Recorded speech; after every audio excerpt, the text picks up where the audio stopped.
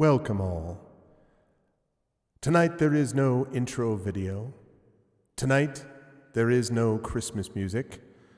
Tonight there is but, in addition to a resub from one Trendane Sparks, a tale of ghosts, of cold nights, of warm food, of poverty, of wealth, of hatred, of love, of triumph, of life and death, and the greatest story ever told. It is our great pleasure to bring you once again A Christmas Carol. Hey everyone. I didn't think there was any video that would actually suit to introduce this. And so it is my great pleasure to welcome everybody to one of my favorite traditions, and that is A Christmas Carol with the Arvocalists. We are back tonight with more awesomeness for you folks, and I hope you are as excited as I am for it. I think this is going to be great, and this is a wonderful tradition. And a couple of folks, I think it was Dot who said it first, mentioned that it doesn't feel quite like the Christmas season until we've had a chance to actually do this. Hey, Prince Justin. So welcome, everybody. I hope you folks are looking forward as much as I am to what I expect is going to be a really awesome event this evening. Very quickly, before we get to that, quick reminders. Please support the channel. Please subscribe to the channel. Please subscribe to my YouTube channel. Please support the Patreon as well, which allows me to do things like pay these folks for this, although not enough. I should pay more. But I'm working on it. I'm working on building up the funds to be able to do that. Please make sure to as well check out the Discord, the YouTube, as I mentioned, the Twitter. Please as well support us on the publishing side, graphic novels, things like that, stuff that I brought up earlier today.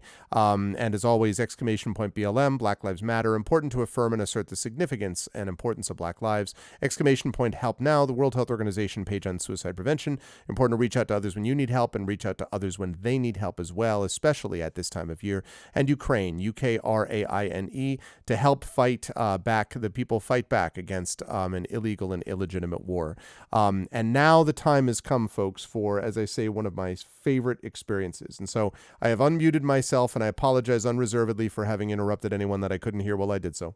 And then I am going to unmute them, and I am going to bring you the incomparably talented, spectacular crew, the incomparable of the Arvocalists. It's here, and we are here with A Christmas Carol. The time has come. Look at this, and it's not just the two that we have had in the past. It is, we actually, if you will, have our vocalists of Christmas past and present, if you will, have joined us in the mix. Thank you. That's exactly right. So it is my great pleasure to welcome the Arvocalists, and I will begin with someone who I think is fully Christmas themed. I think she's wearing the outfit that has the full Christmas themed work, and that, of course, is Little Red Dot. Dot, it's good to see you. Welcome back again for this, and yeah.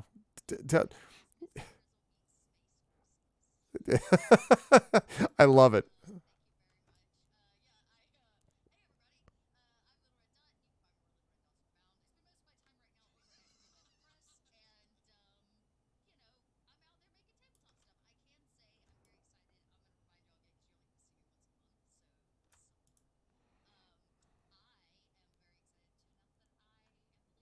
On the new Fallout RPG book coming from Modifius.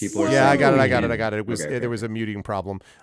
Say that thing you just said again. The last part, just the very last part again. Just the last part. Could you take it from the top one more time? Not the whole top. I don't think you need to do that. Hey everybody, I'm Little Red Dot. No, I'm just kidding.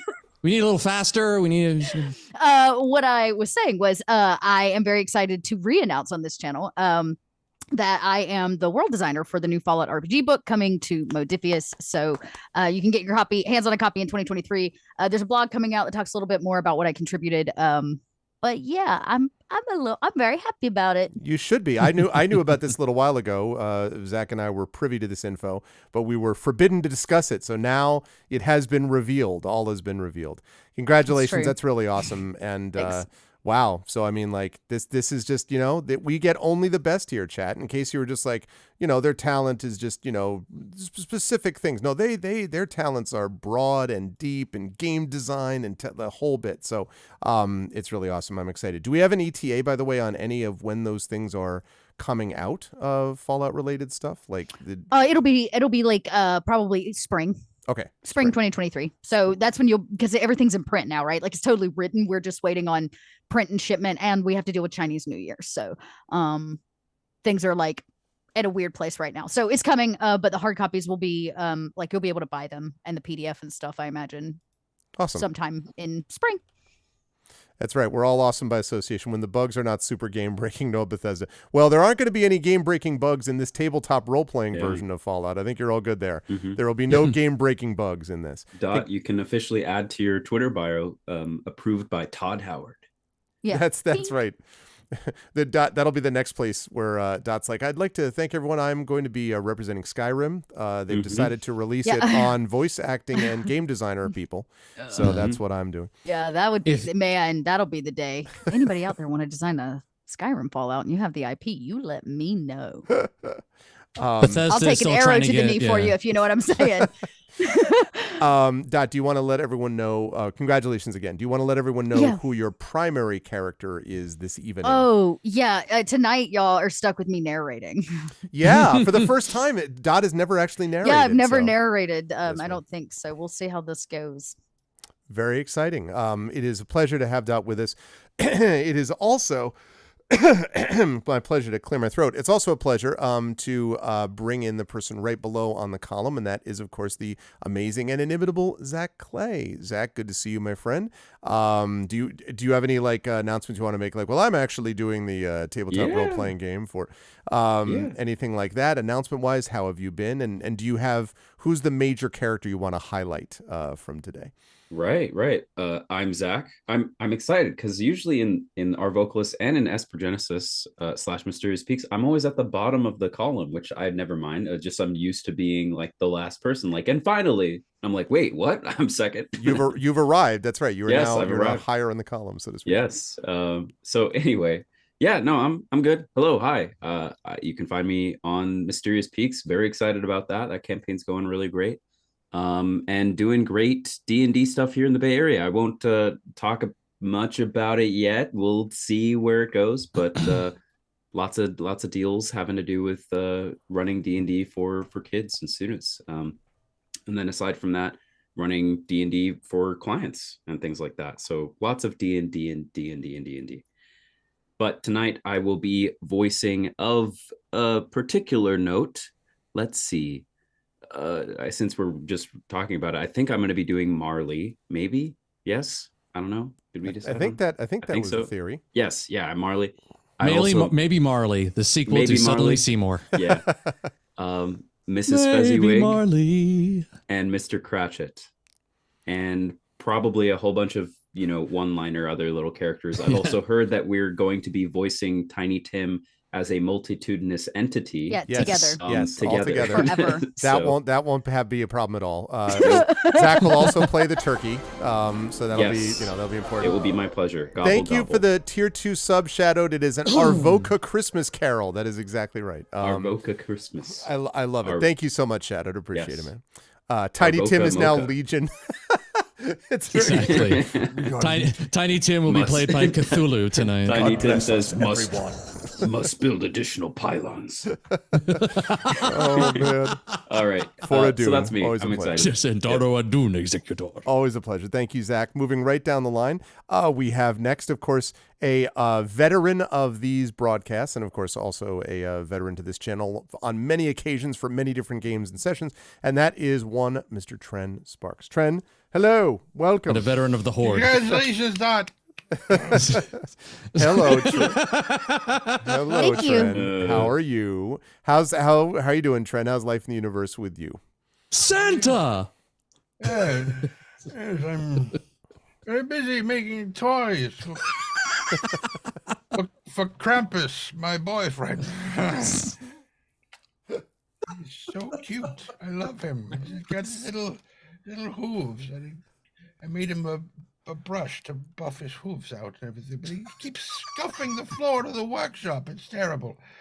Who let Krampus into the workshop again? Santa, get your boyfriend out of here. He's ruining the toys. No, he's anointing them. Anyway, I play a very Santa Claus-like man named me attended. No, that's the wrong game. Yes, I'm very, very sleepy because I'm twisting my sleep schedule around to a nocturnal schedule so that I can Circadian. record. Yeah, kind of. Yeah, cicadas. Are just Cicada rhythm. Yeah. constantly. Yes. I've seen Mimic. Yeah.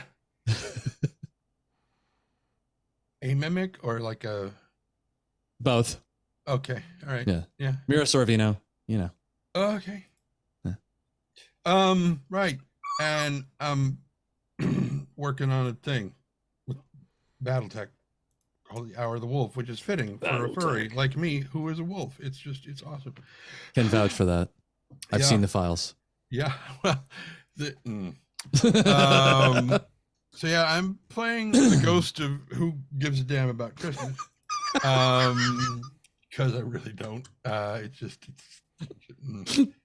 Bah humbug. if you compare how the Ghost of Christmas Present looks in this, which is what Santa Claus, Father Christmas is supposed to look like, versus the Coca-Cola inspired version that we have everywhere now. Anyway, and I have a mechanical dog. No, that's Tansen again. I'm playing that guy, the Ghost of Christmas. Fifley Harper. No, he's dead. No, he's not.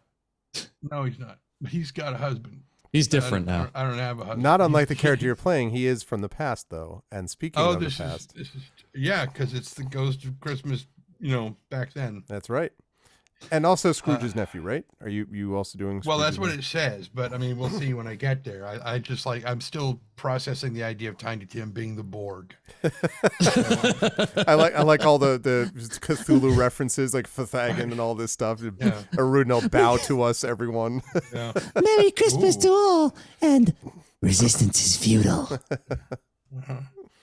And as before, probably a whole bunch of normally by the time we get past the Ghost of Christmas right now, I'm sure that's what he's called, we're all getting kind of loopy and I'm there already, so You're pre-looped. Maybe you'll zoom back around to being like, I'm now careful officially how you there. pronounce that. So yeah, let's, Looped. Oh man, it's and then there's that guy. and then there's that guy. Always a pleasure. Who, me? It's Here's always the a pleasure to have a story. friend of us.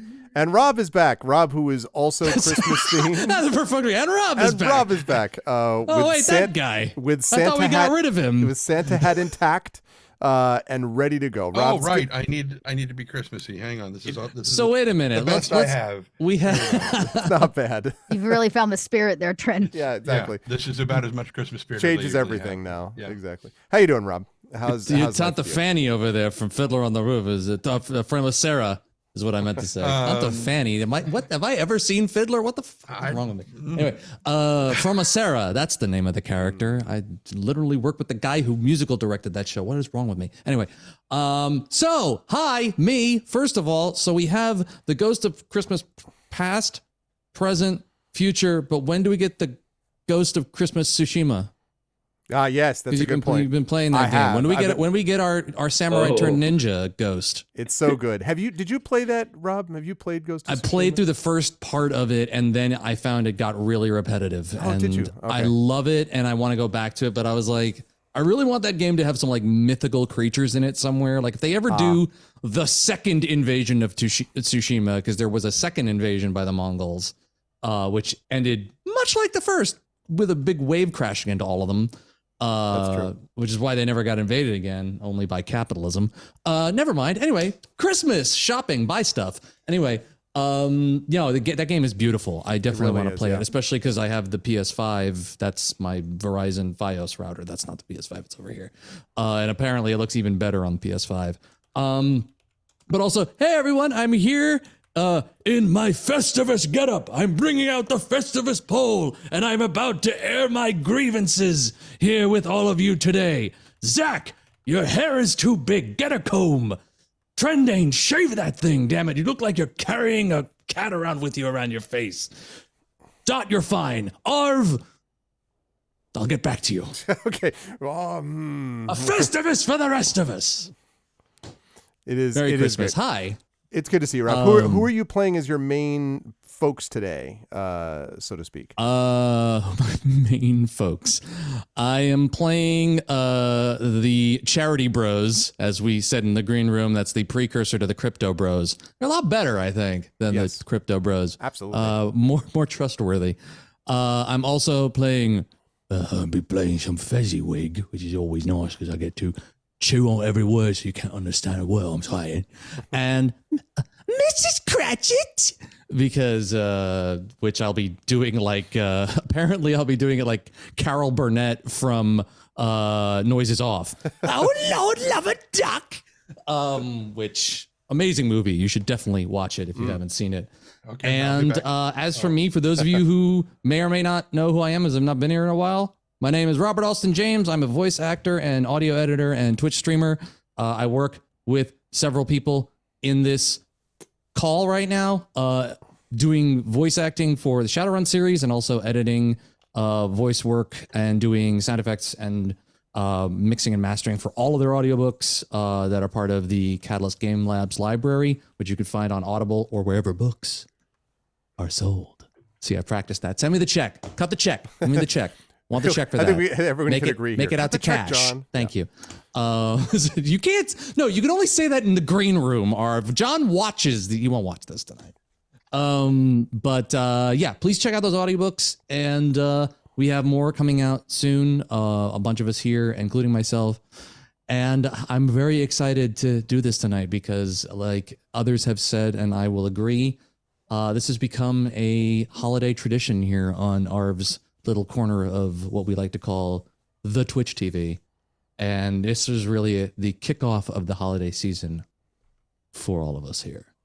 And it's very fun. It's always a good time, especially when sometime always happens around halfway through, we just all cease to be able to read normal sentences. And somehow this thing becomes drunken Christmas Carol, like drunk history. It's just every year without fail.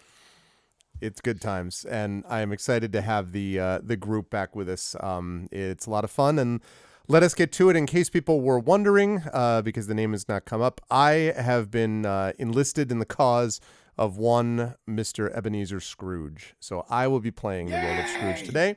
That's all. Wait, you've never done that. I've never done it on this. Nope, I never have. Yes. That's why we're forcing him. Yeah, he's Except never been. except every fantastic. year Yeah. with my kids, because I love this. This is my favorite That's story of all time. fantastic. Yeah.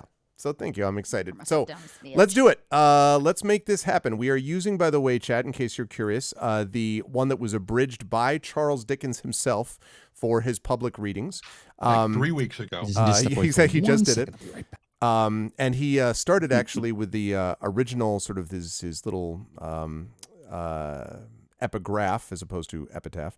His epigraph is, "I have endeavored in this ghostly little book to raise the ghost of an idea which shall not put my readers out of humor with themselves, with each other, with the season, or with me. May it haunt their houses pleasantly, and no one wish to lay it. Their faithful friend and servant, Charles Dickens, December 1843. And with almost that, because I guess we need to, let's see. Rob is Charity Bros, Fezziwig, Miss Cratchit. Okay. So we have no, I shouldn't start quite yet because the Charity Bros will start up. But yes, I'm trying to figure out whether this was 6 or 7 years that we've done this. Probably at least 6 years, I want to say. And yeah, it's one of my favorite events all year and my There he is. absolute favorite story of all time. So, all right. Rob is returned. We are all prepared. And so, chat, we hope you settle in. I would encourage you all, if you have hot cocoa, to drink some. I would encourage you, if you're sitting in front of a fireplace, to fire up the fireplace. I would encourage you all to settle in, snuggle into a blanket. It's definitely hot cocoa. For Hey, our is my not audio something lagging? else. No, you're good. My audio No, lagging? it's Okay, fine. good. Okay. Sorry, I've had audio. If I start to lag, just tell me. I need to plug and unplug my new computer's being weird. So just let me know if I Okay, lag in no, Zoom. you're good. I apologize in advance. I have a Okay. shot of ranch dressing. Does that count as? Listen, in the true holiday you live in spirit. Cali, man. I don't know how they do things there. It seems reasonable. You take a shot of ranch Seems dressing, this reasonable might to turn me. into a whole new level of stream. Your rating will go completely down the toilet then. Yeah, Prince the end Justin, of I it. wish I had hot cocoa eggnog or something, but unfortunately, all I have is a rock. Well, listen, Well, you can rock and roll with all of Okay. us and Yeah. take an alpha as a Christmas Guinness, so I think we're good to go. Let's make it happen, chat and everyone, and we will begin with the incredible and amazing Little Red Dot as your narrator for Christmas Carol. Marley was dead, to begin with. There's no doubt whatsoever about that. The register of his burial was signed by the clergyman, the clerk, the undertaker, and the chief mourner. Scrooge signed it, and Scrooge's name was good upon change for anything he chose to put his hand onto. Old Marley was as dead as a doornail. Scrooge knew he was dead? Of course he did. How could it be otherwise? Scrooge and he were partners for I don't know how many years.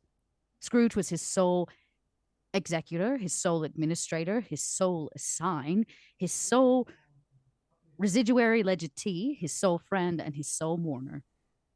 Scrooge never painted out old Marley's name, however. There it stood, years afterwards, above a warehouse door. Scrooge and Marley. The firm was known as Scrooge and Marley. Sometimes people knew the business called Scrooge, and sometimes Marley. He answered to both names. It was all the same to him. Oh, he was a tight-fisted hand at the grindstone, was Scrooge. A squeezing, wrenching, grasping, scraping, clutching, covetous old sinner. External heat and cold had little influence on him. No warmth could warm, no cold could chill him. No wind that blew was bitter than he, and no snow falling was more intent upon its purpose, no pelting rain less open to entreaty. Foul weather didn't know where to have him. The heaviest rain and snow and hail and sleet could boast of the advantage over him in any one respect. They often came down handsomely, and yet Scrooge never did. Nobody ever stopped him in the street to say, with gladsome looks, "My dear Scrooge, how are you? When will we ever come to see you?" No beggars implored him to bestow a trifle. No children asked him what it was o'clock. No man or woman ever once, in all his life, inquired the way to such and such a place of Scrooge. Even the blind men's dogs appeared to know him, and when they saw him coming on, would tug their owners into doorways and up courts, and then would wag their tails as though he had said, "No eye at all is better than an evil eye, dark master." But what did Scrooge care? It was the very thing he liked.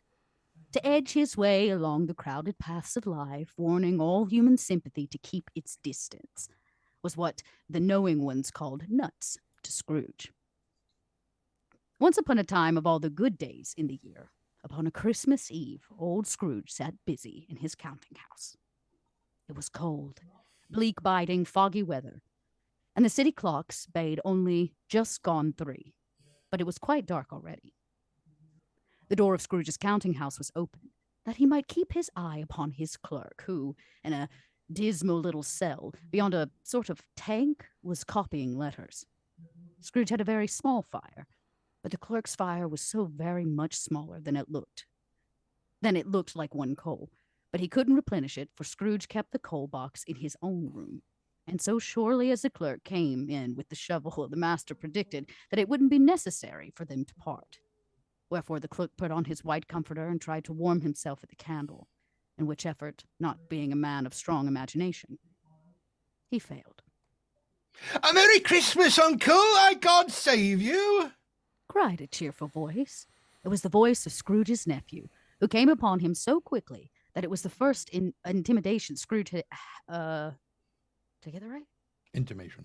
Okay, intimation, sorry. Dyslexia, y'all. This was the first intimation Scrooge had of his approach. Bah! Said Scrooge. Humbug. Christmas a humbug, Uncle. You don't mean that, I'm sure. I do. Out upon Merry Christmas. What's Christmas time to you but a time for paying bills without money? A time for finding yourself a year older and not an hour richer? A time for balancing your books and having every item in 'em through a round dozen of months presented dead against you? If I had my will, every idiot who goes about with Merry Christmas on his lips should be boiled with his own pudding and buried with a stake of holly through his heart. He should. Uncle! Nephew, keep Christmas in your own way and let me keep it in mine. Keep it! But you don't keep it! Let me leave it alone, then. Much good may it do you. Much good it has ever done you. There are many things from which I might have derived good, by which I have not profited, I dare say. Christmas among the best, the rest, something. I can't read. It's... But I'm not reading. I'm actually speaking. But What I happens am from having sure... Christmas, you buffoon? I know, but if you'll let me explain, I am sure I have always thought of Christmas time when it has come around. Apart from the veneration due to its sacred origin, if anything belonging to it be apart from that. Which is a sentence that makes no sense to me at this point. As a good time, a kind of forgiving, charitable, pleasant time, which that makes more sense. The only time I know of in the long calendar of the year when men and women seem by one consent to open their shut-up hearts freely and to thank of people below them. Should that be thank or should I think it should be think. I think that's a typo. See? Yeah. See? First he calls himself God. God save you. Now... I remember that. Damn it, I remember that. ScroogeandMarley.org. You were like, yeah. Oh, God save you. Right. Oh, So, God, save you. where was I? And to think of people below them as they were fellow travelers to the grave and not another race of creatures bound on other journeys, not on another whatever. And therefore, Uncle, though it has never put a scrap of gold or silver in my pocket, nor gold-pressed latinum either, I believe that it has done me good and will do me good, and I say God bless it. The clerk in the tank involuntarily applauded. Let me hear another sound from you, Said Scrooge. and you'll keep your Christmas by losing your situation. You're quite a powerful speaker, sir. Sir. Did I miss it? Right I'm after, so sir. sorry. It's he You're added, good. turning to his nephew. Yeah, I'm sure the... Oh, he added. Yes, it is her. turning Okay, to I'm his like, nephew. I'm so sorry. Yes, okay. That's Very a confused lot. there by the quotations. Real Mhm. confused. He added, turning to his nephew. I wonder you don't go into Parliament. Don't be angry, Uncle. Come, dine with us tomorrow. Scrooge said that he would see him. Yes, indeed, he did. He went the whole length of the expression and said that he would see him in that extremity first. But why? Cried Scrooge's nephew. Why? Why did you get married? It seemed logical. No, that's Star Trek. Because I fell in love. Because you fell in love. What I said. Growled Scrooge, as if it were the only one thing in the world more ridiculous than a Merry Christmas. Good afternoon. Nay, Uncle, but you never came to see me before that happened. Why give it as a reason for no coming now? Good afternoon. I want nothing from you. I ask nothing of you. Why can we not be friends? Good afternoon. I am sorry with all my heart to find you so resolute. We had never had any quarrel to which I had been a party, but I have made the trial in homage to Christmas, and I'll keep my Christmas humor to the last. So, a Merry Christmas, Uncle. Good afternoon. And a Happy New Year! Good afternoon. Yes, I heard you all 6 times. His nephew left the room without an angry word, notwithstanding. The clerk, in letting Scrooge's nephew out, had let 2 other people in. They were portly gentlemen, pleasant to behold, and now stood with their hats off in Scrooge's office. They had books and papers in their hands and bowed to him. Scrooge and Marley's, I believe. Said one of the gentlemen, referring to his list. Have I the pleasure of addressing Mr. Scrooge or Mr. Marley? Mr. Marley has been dead these 7 years. He died 7 years ago, this very night. The festive season of the year, Mr. Scrooge. said the gentleman, taking up a pen. It is more than usually desirable that we should make some slight provision for the poor and destitute, who suffer greatly at the present time. Many thousands are in want of common necessaries. Hundreds of thousands are in want of common comforts. Air. Are there no prisons? Plenty of prisons, but under the impression that they scarcely furnish Christian cheer of mind or body to the offending multitude. A few of us are endeavoring to raise a fund to buy the poor some meat and drink and means of warmth.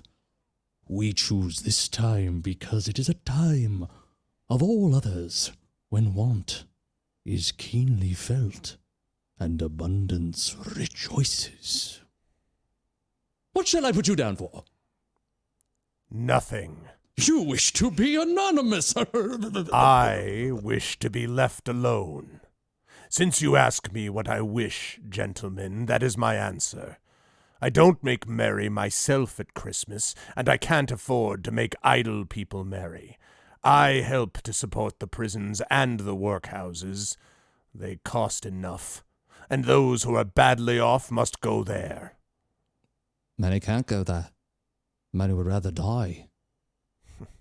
If they would rather die, they had better do it and decrease the surplus population. At length the hour of shutting up the counting house arrived. With an ill will, Scrooge, dismounting from his stool, tactically admitted the fact to the expectant clerk in the tank, who instantly snuffed his candle out and put on his hat. You'll want all day tomorrow, I suppose.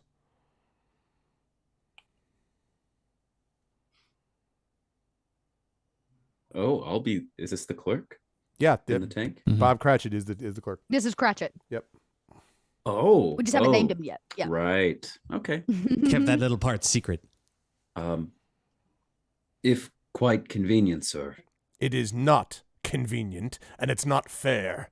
If I was to stop £half-a-crown for it, you'd think yourself mightily ill-used, I'll be bound. Yes, sir. And yet you don't think me ill-used when I pay a day's wages for no work? It's only once a year, sir. A poor excuse for picking a man's pocket every 25th of December. But I suppose you must have the whole day. Be here all the earlier next morning. The clerk promised that he would, and Scrooge walked out with a growl. Rawr. The office was closed in a twinkling, and the clerk, with the long end of his white comforter dangling below his waist, for he boasted no greatcoat, went down a slide at the end of the lane of boys 20 times in an hour of it being Christmas Eve, and then ran home as hard as he could pelt to play at Blind Man's Bluff. Scrooge took his melancholy dinner in his usual melancholy tavern, and having read all the newspapers and beguiled the rest of the evening with his banker's books, went home to bed. He lived in chambers which had once belonged to his deceased partner. They were a gloomy suite of rooms in a lowering pile of building up a yard. The building was old enough now, and dreary enough, for nobody lived in it but Scrooge. The other rooms were being all let out as offices. Now it is a fact that there was nothing at all particular about the knocker on the door of this house, except that it was very large. Also, that Scrooge had seen it, night and morning, during his whole residence at that place. Also, that Scrooge had as little of what is called fancy about him as any man in the city of London. And yet Scrooge, having his key in the lock of the door, saw in the knocker, without its undergoing any intermediate process of change, not a knocker, but Marley's face. Marley's face, with a dismal light about it, like a bad lobster in a dark cellar. It was not angry or ferocious, but it looked at Scrooge as Marley used to look. with ghostly spectacles turned down upon its ghostly forehead. As Scrooge looked fixedly at this phenomenon, it was a knocker again. He said, Pooh, pooh. and closed the door with a bang. The sound resounded through the house like thunder. Every room above and every cask in the wine merchant's cellar below appeared to have a separate peal of echoes of its own. Scrooge was not a man to be frightened by echoes. He fastened the door and walked across the hall and up the stairs, slowly too, trimming his candle as he went. Up Scrooge went, not caring a button for its being very dark. Darkness is cheap, and Scrooge liked it. But before he shut his heavy door, he walked through his room to see that all was right. He had just enough recollection of the face to desire to do that. Sitting room, bedroom, lumber room, all as they should be. Nobody under the table, nobody under the sofa. A small fire in the grate, spoon and basin ready, and a little saucepan of gruel. Scrooge had a cold in his head, upon the hob. Nobody under the bed, nobody in the closet, nobody in the dressing gown, which was hanging in a suspicious altitude against the wall. Lumber room, as usual. Old fire guard, old shoes, 2 fish baskets, washing stand on 3 legs, and a poker. Quite satisfied, he closed his door and locked himself in. Double locked himself in, which was not his custom. Thus secured against surprise, he took off his cravat, put on his dressing gown and slippers and his nightcap, and sat down for the very low fire to take his gruel. As he threw his head back in the chair, his glance happened to rest upon a bell. A disused bell that hung in the room and communicated, for some purpose now forgotten, with a chamber in the highest story of the building. It was with great astonishment and with a strange, inexplicable dread that, as he looked, he saw the bell begin to swing. Soon it rang out loudly, and so did every bell in the house. This was succeeded by a clanking noise. Deep down below, as if some person were dragging a heavy chain over the cask in the wine merchant's cellar. Then he heard the noise much louder, on the floors below, then coming up the stairs, then coming straight towards his door. It came on through the heavy door, and a spectre passed into the room before his eyes. And upon its coming in, the dying flame leapt up as though it cried, "I know him, Marley's ghost." The same face, the very same. Marley in his pigtail, usual waistcoat, tights, and boots. His body was transparent, so that Scrooge, observing him and looking through his waistcoat, could see 2 buttons on the coat behind. Scrooge had often heard it said that Marley had no bowels, but he had never believed it until now. No, nor did he believe it even now. Though he looked the phantom through and saw it standing before him, though he felt the chilling influence of its death-cold eyes and noticed the very texture of the folded kerchief bound about his head and chin, he was still incredulous. How now? Said Scrooge, caustic and cold as ever. What do you want with me? Much. Marley's voice, no doubt about it. Who are you? Ask me who I was. Who were you then? In life, I was your partner, Jacob Marley. Can you sit down? I can. Do it then. Scrooge asked the question because he did not know whether a ghost so transparent might find himself in a condition to take a chair, and felt that, in the event of its being possible, it might involve the necessity of an embarrassing explanation. But the ghost sat down on the opposite side of the fireplace, as if it were quite used to it. You don't believe in me. I don't. What evidence would you have of my reality beyond that of your senses? I don't know. Why do you doubt your senses? Because a little thing affects them. A slight disorder of the stomach makes them cheats. Or you may be an undigested bit of beef, a blot of mustard, a crumb of cheese, a fragment of an underdone potato. There's more of gravy than of grave about you, whatever you are. Scrooge was not much in the habit of cracking jokes, nor did he feel in his heart by any means waggish about them. The truth is that he tried to be smart as a means of distracting his own attention and keeping down his horror. But how much greater was his horror when the phantom, taking off the bandage round its head as if it were too warm indoors, its lower jaw dropped down upon its breast. Ah, mercy! Dreadful apparition, why do you trouble me? Why do spirits walk the earth, and why do they come to me? It is required of every man that the spirit within him should walk abroad among his fellow men and travel far and wide. And if that spirit goes not forth in life, it is condemned to do so after death. I cannot tell you all I would. A very little more is permitted to me. I cannot rest. I cannot stay.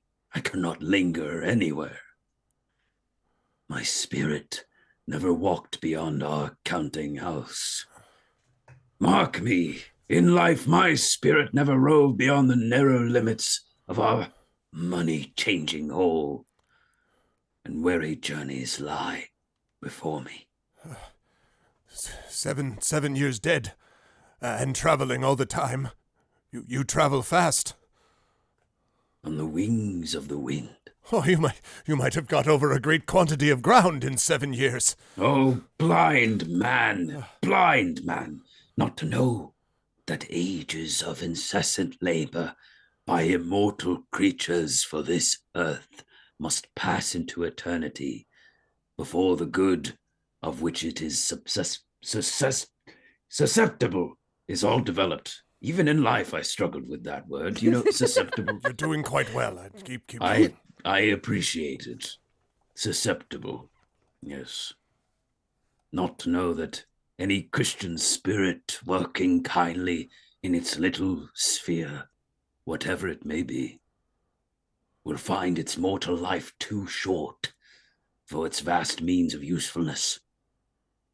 Not to know that no space of regret can make amends for one's life's opportunities misused. Yet I was like this man, susceptible. I was once like this man. But you were always a good man of business, Jacob. Faltered Scrooge, who now began to apply this to himself. Business, cried the ghost, wringing its hands again. Mankind was my business. The common welfare was my business. Charity, mercy, forbearance, benevolence were all my business. The dealings of my trade were but a drop of water in the comprehensive ocean of my business. Scrooge was very much dismayed to hear the spectre going on at this rate, and began to quake exceedingly. Hear me. My time is nearly gone. I will, but don't be hard upon me. Don't be flowery, Jacob, pray. I am here tonight to warn you that you have yet a chance and hope of escaping my fate. A chance and hope of my procuring Ebenezer. You were always a good friend to me. Thank ye. You will be haunted by 3 spirits. Is that the chance and hope you mentioned, Jacob? I think I'd rather not. Without their visits, you cannot hope to shun the path I tread. Expect the first tomorrow night when the bell tolls 1. Expect the second on the next night at the same hour. The third upon the next night when the last stroke of 12 has ceased to vibrate. Look to see me no more, and look that, for your own sake, you remember what has passed between us. It walked backwards from him, and at every step it took, The window raised itself a little so that, when the apparition reached it, it was wide open. Scrooge closed the window and examined the door by which the ghost had entered. It was double-locked, as he had locked it with his own hands, and the bolts were undisturbed. Scrooge tried to say, but stopped at the first syllable. And being from the emotion he had undergone, or the fatigue of the day, or his glimpse of the invisible world, or the dull conversation of the ghost, or the lateness of the hour, much in need of repose, he went straight to bed without undressing, and fell asleep on the instant. The first of three spirits. When Scrooge awoke, it was so dark that looking out of bed, he could scarcely distinguish the transparent window from the opaque walls of his chamber, until suddenly the church clock tolled a deep, dull, holly, melancholy one. Light flashed up in the room upon the instant, and the curtains of his bed were drawn aside by a strange figure, like a child, yet not so like a child as like an old man, viewed through some supernatural medium which gave him the appearance of having receded from the view and being diminished to a child's proportions. His hair, which hung about its neck and down its back, was white as if with age, and yet the face had not a wrinkle on it, and the tenderest bosom was on the skin. The tenderest bloom was on the skin. Oh, my God. It held a branch of fresh green holly in its hand, and in a singular contradiction of that wintry emblem, had its dress trimmed with summer flowers.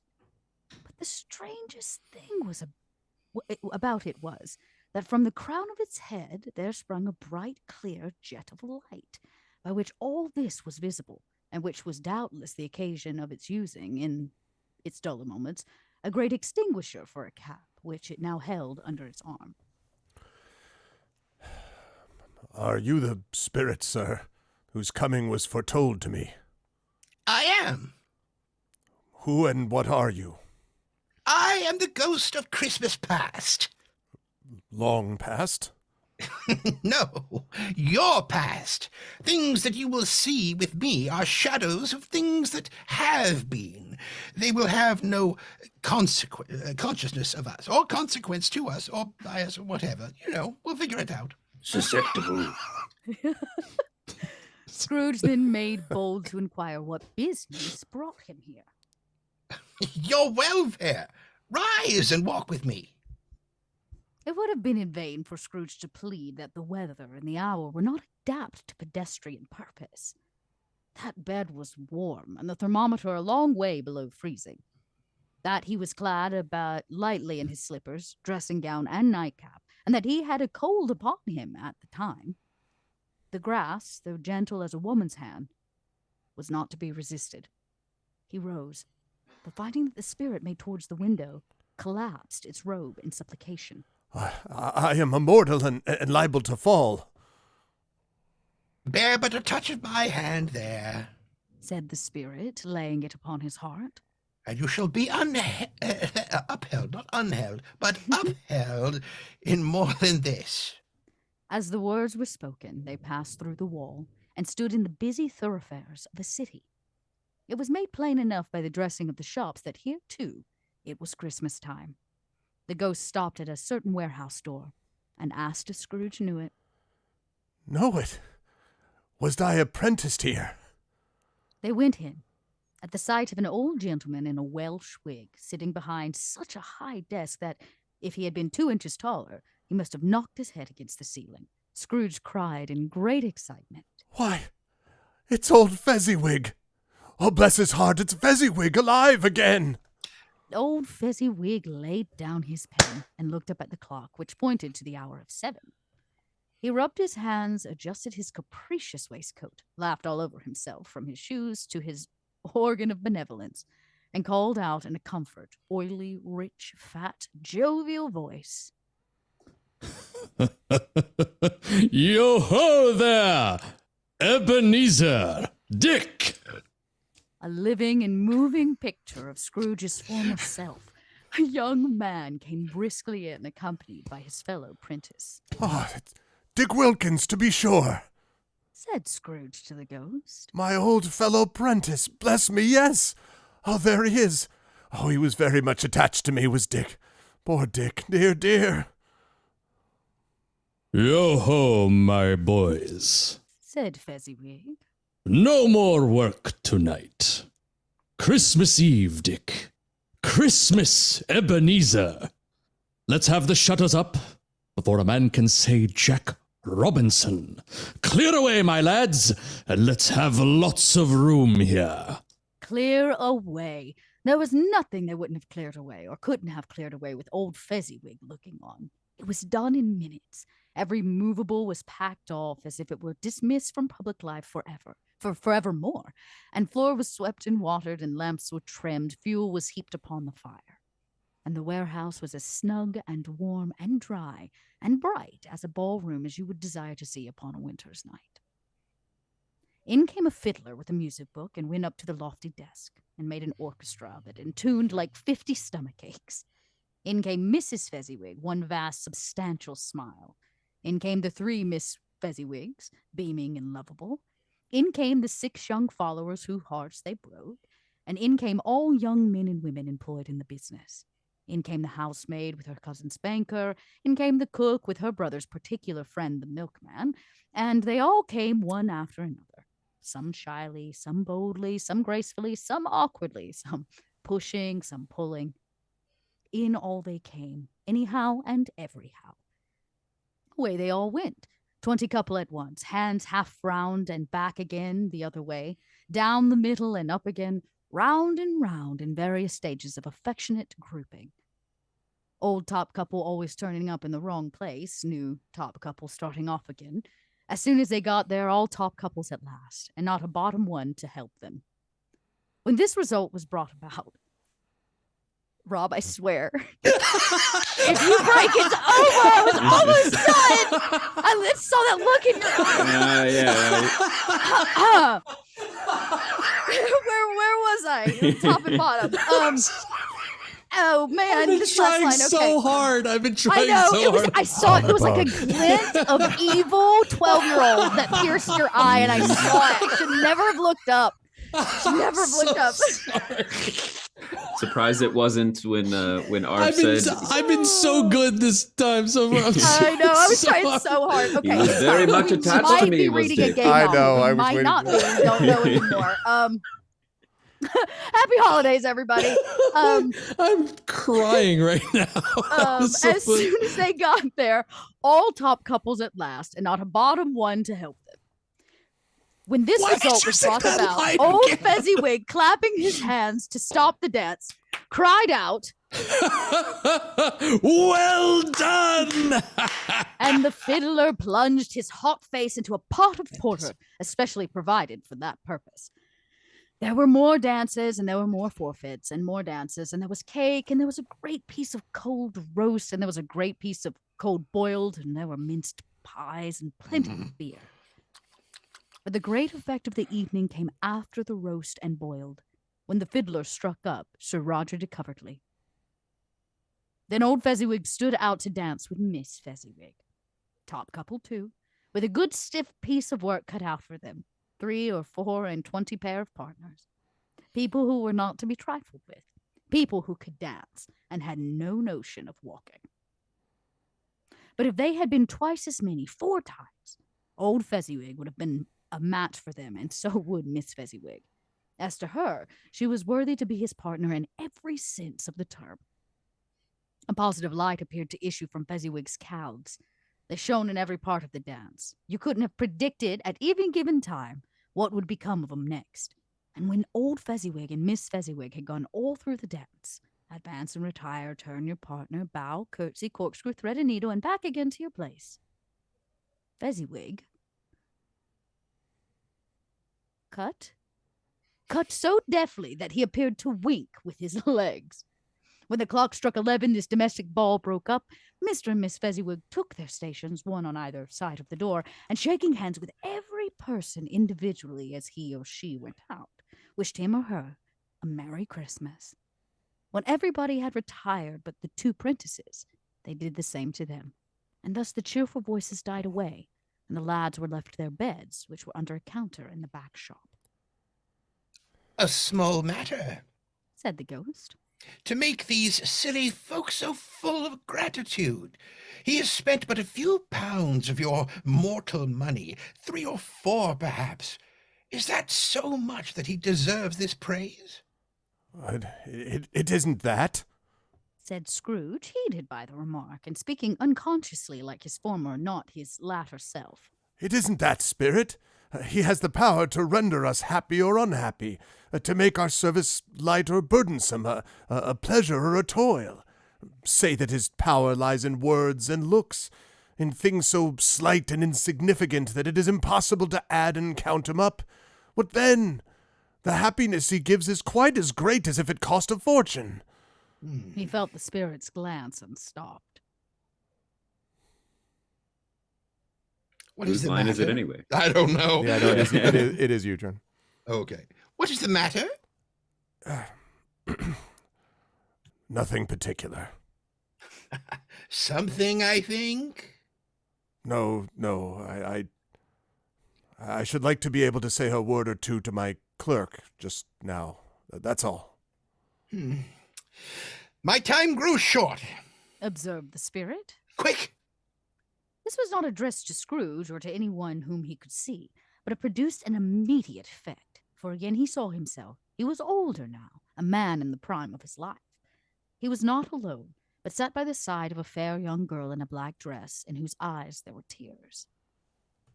I don't think we issued this one, so maybe Rob or Zach? Do it, Rob.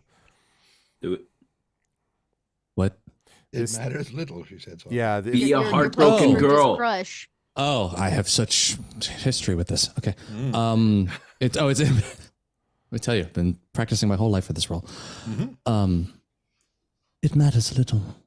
She said softly to Scrooge's former self. To you, very little. Another idol has displaced me. And if it can comfort you in time to come, as I would have tried to do, I have no just cause to grieve. What idol has displaced you? My goodness, man, standing right next to you. A golden one. You fear the world too much. I've seen your nobler aspirations fall off one by one, until the master passion, gain, engrosses you. Have I not? What then? Even if I have grown so much wiser, what then? I am not changed towards you. Have I ever sought release from our engagement? In words, no, never. In what then? We've Mr. encountered this before. Quotation. This is we always stumble on this missed quotation mark. Thanks, Chuck.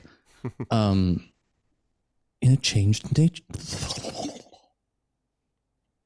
Exactly. Reel what it says, the tongue. I'm sorry, what? Yeah, In a that's how you changed. pronounce it. Yeah, the semicolon. Excuse me. In a changed nature, in an altered spirit, in another atmosphere of life, another hope as its great end. If you were free today, tomorrow, yesterday, can even I believe that you would choose a dowerless girl?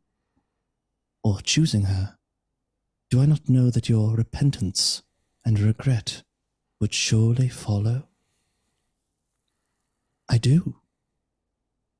And I release you with a full heart for the love of him you once were. Spirit, remove me from this place. I told you these were shadows of things that have been. Said the ghost. That they are what they are. Do not blame me. Remove me!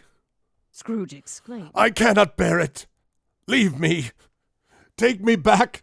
Haunt me no longer. As he struggled with the spirit, he was conscious of being exhausted and overcome by an irresistible drowsiness, and further, of being in his own bedroom. He had barely time to reel to bed before he sank into a heavy sleep. And this is a good moment to pause for a second and welcome everybody to A Christmas Carol with the amazing Arvocalists, as always. Gang, this is about halfway through the story, roughly speaking. How are you all feeling? Should we keep going? Do you want to take a quick 2-minute break and then come back? 2 minutes, yeah. Okay, so let's do that. I'm not sure we decided who is the Ghost of Christmas Present either. We'll decide that on a 2-minute break. We're going to figure that out in our 2-minute break. So we'll be right back to you, Great. folks. I hope you're enjoying it. If so, please spread the word and let everyone know. And we'll be right back to you with more ghosts in just a bit. Hang tight.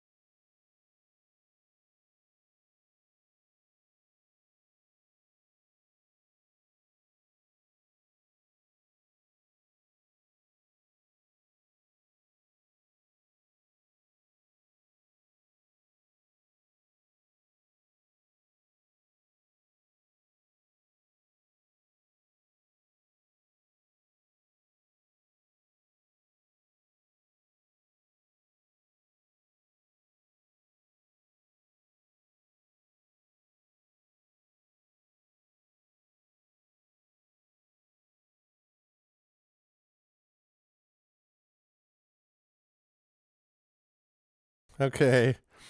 Welcome back, everybody. What? We are talking. I know. Call that milkman, everybody. Welcome back, everyone. What happens in the green room stays in the green room for the love of Christmas, please. Welcome. Did you say combat green man? Is that or combat milkman? Is that what you just said?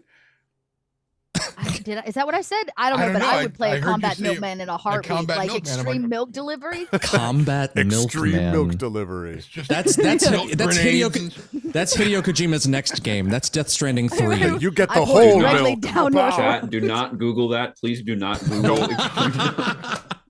Safety search on. Safety search on. Seriously. We've warned you. It is, Christmas. Merry There's only Christmas. one man who Or chokes milk or at at the least holidays. incognito. One of the two. Welcome back, Yep. everyone in chat, to the amazing Arvocalists with A Christmas Carol. We are halfway through, and please do all the things, as we've talked about, to support these wonderful people and the channel. And we're going to continue on with part 2 as we move into the second stanza, as they say. And I will hand things back over to our able narrator, Little Red Dot. Thanks, friends. I definitely feel better than I did when we did this last year. Yeah. My voice alone, I was like, oh, I remember trying to read that. Oh, right. Like, Yeah, okay. Yep. The second of 3 spirits. Awaking, Scrooge found himself in his bedroom. There was no doubt about that. But it and its own adjoining sitting room, in which he had shuffled in his slippers, attracted by a great light, had undergone a surprising transformation. The walls and ceilings were so hung with living green that it looked like a perfect grove. The leaves of holly, mistletoe, and ivy reflected back the light as if many little mirrors had been scattered there, and such a mighty blaze went roaring up the chimney as that petrification of a hearth had never known in Scrooge's time, or Marley's, or for many and many a winter season gone. Heaped upon the floor, to form a kind of throne, were turkeys, geese, game, brawn, great joints of meat, sucking pigs, long wreaths of sausage, mince pies, plum puddings, barrels of oysters, hot red chestnuts, cherry-cheeked apples, juicy oranges, luscious pears, mince 12th cakes, and great bowls of punch. In easy state upon this couch there sat a giant, glorious to see, who bore a glowing torch, in shape not unlike Plenty's horn, and who raised it high to shed its light on Scrooge as he came peeping round the door. Come in, and know me a better man. I am the ghost of Christmas present. Look upon me. You've never seen the like of me before. Never. Have never walked forth with the younger members of my family, meaning, for I am very young. My elder brother's born in these late years. Pursued the phantom. I don't think I have. I am afraid I have not. Have you had many brothers, Spirit? More than 1,800. A tremendous family to provide for. Spirit, conduct me where you will. I went forth last night on compulsion, and I learnt a lesson which is working now. Tonight, if you have aught to teach me, let me profit by it. Touch my robe. Scrooge did as he was told, and held it fast. The room and all its contents all vanished instantly, and they stood in the city streets upon a snowy Christmas morning with a small little pop. Scrooge and the ghost passed on, invisible, straight to Scrooge's clerk, and on the threshold of the door the spirit smiled, and stopped to bless Bob Cratchit's dwelling with the sprinkling of his torch. Think of that. Bob had had but 15 bob a week himself. He pocketed on Saturdays but 15 copies of his Christian name. And yet the ghost of Christmas present blessed his 4-roomed house. Then rose up Miss Cratchit, Cratchit's wife, dressed out but poorly in twice-turned gown, brave in ribbons, which are cheap and make a goodly show for 6pence. And she laid the cloth, assisted by Belinda Cratchit, second of her daughters, also brave in ribbons, while Master Peter Cratchit plunged a fork into a saucepan of potatoes, and getting the corner of his monstrous shirt collar, Bob's private property conferred upon his son and heir in the honor of the day, unto his mouth, rejoiced to find himself so gallantly attired, and yet yearned to show his linen in the fashionable park. And now 2 smaller Cratchits, boy and girl, came tearing in, screaming that outside the baker's they had smelt the goose, and known it for their own. And basking in luxurious thoughts of sage and onion, these young Cratchits danced about the table, and exalted Master Peter Cratchit to the skies, while he, not proud, although his collars nearly choked him, blew the fire until the slow potatoes bubbling up knocked loudly at the saucepan lid to be let out and peeled. What has ever got your precious father then? Said Mrs. Cratchit. And your brother Tiny Tim? And Martha weren't as late as Christmas Day by half an hour. Here's Martha, Mother, said the girl, appearing as she There's more.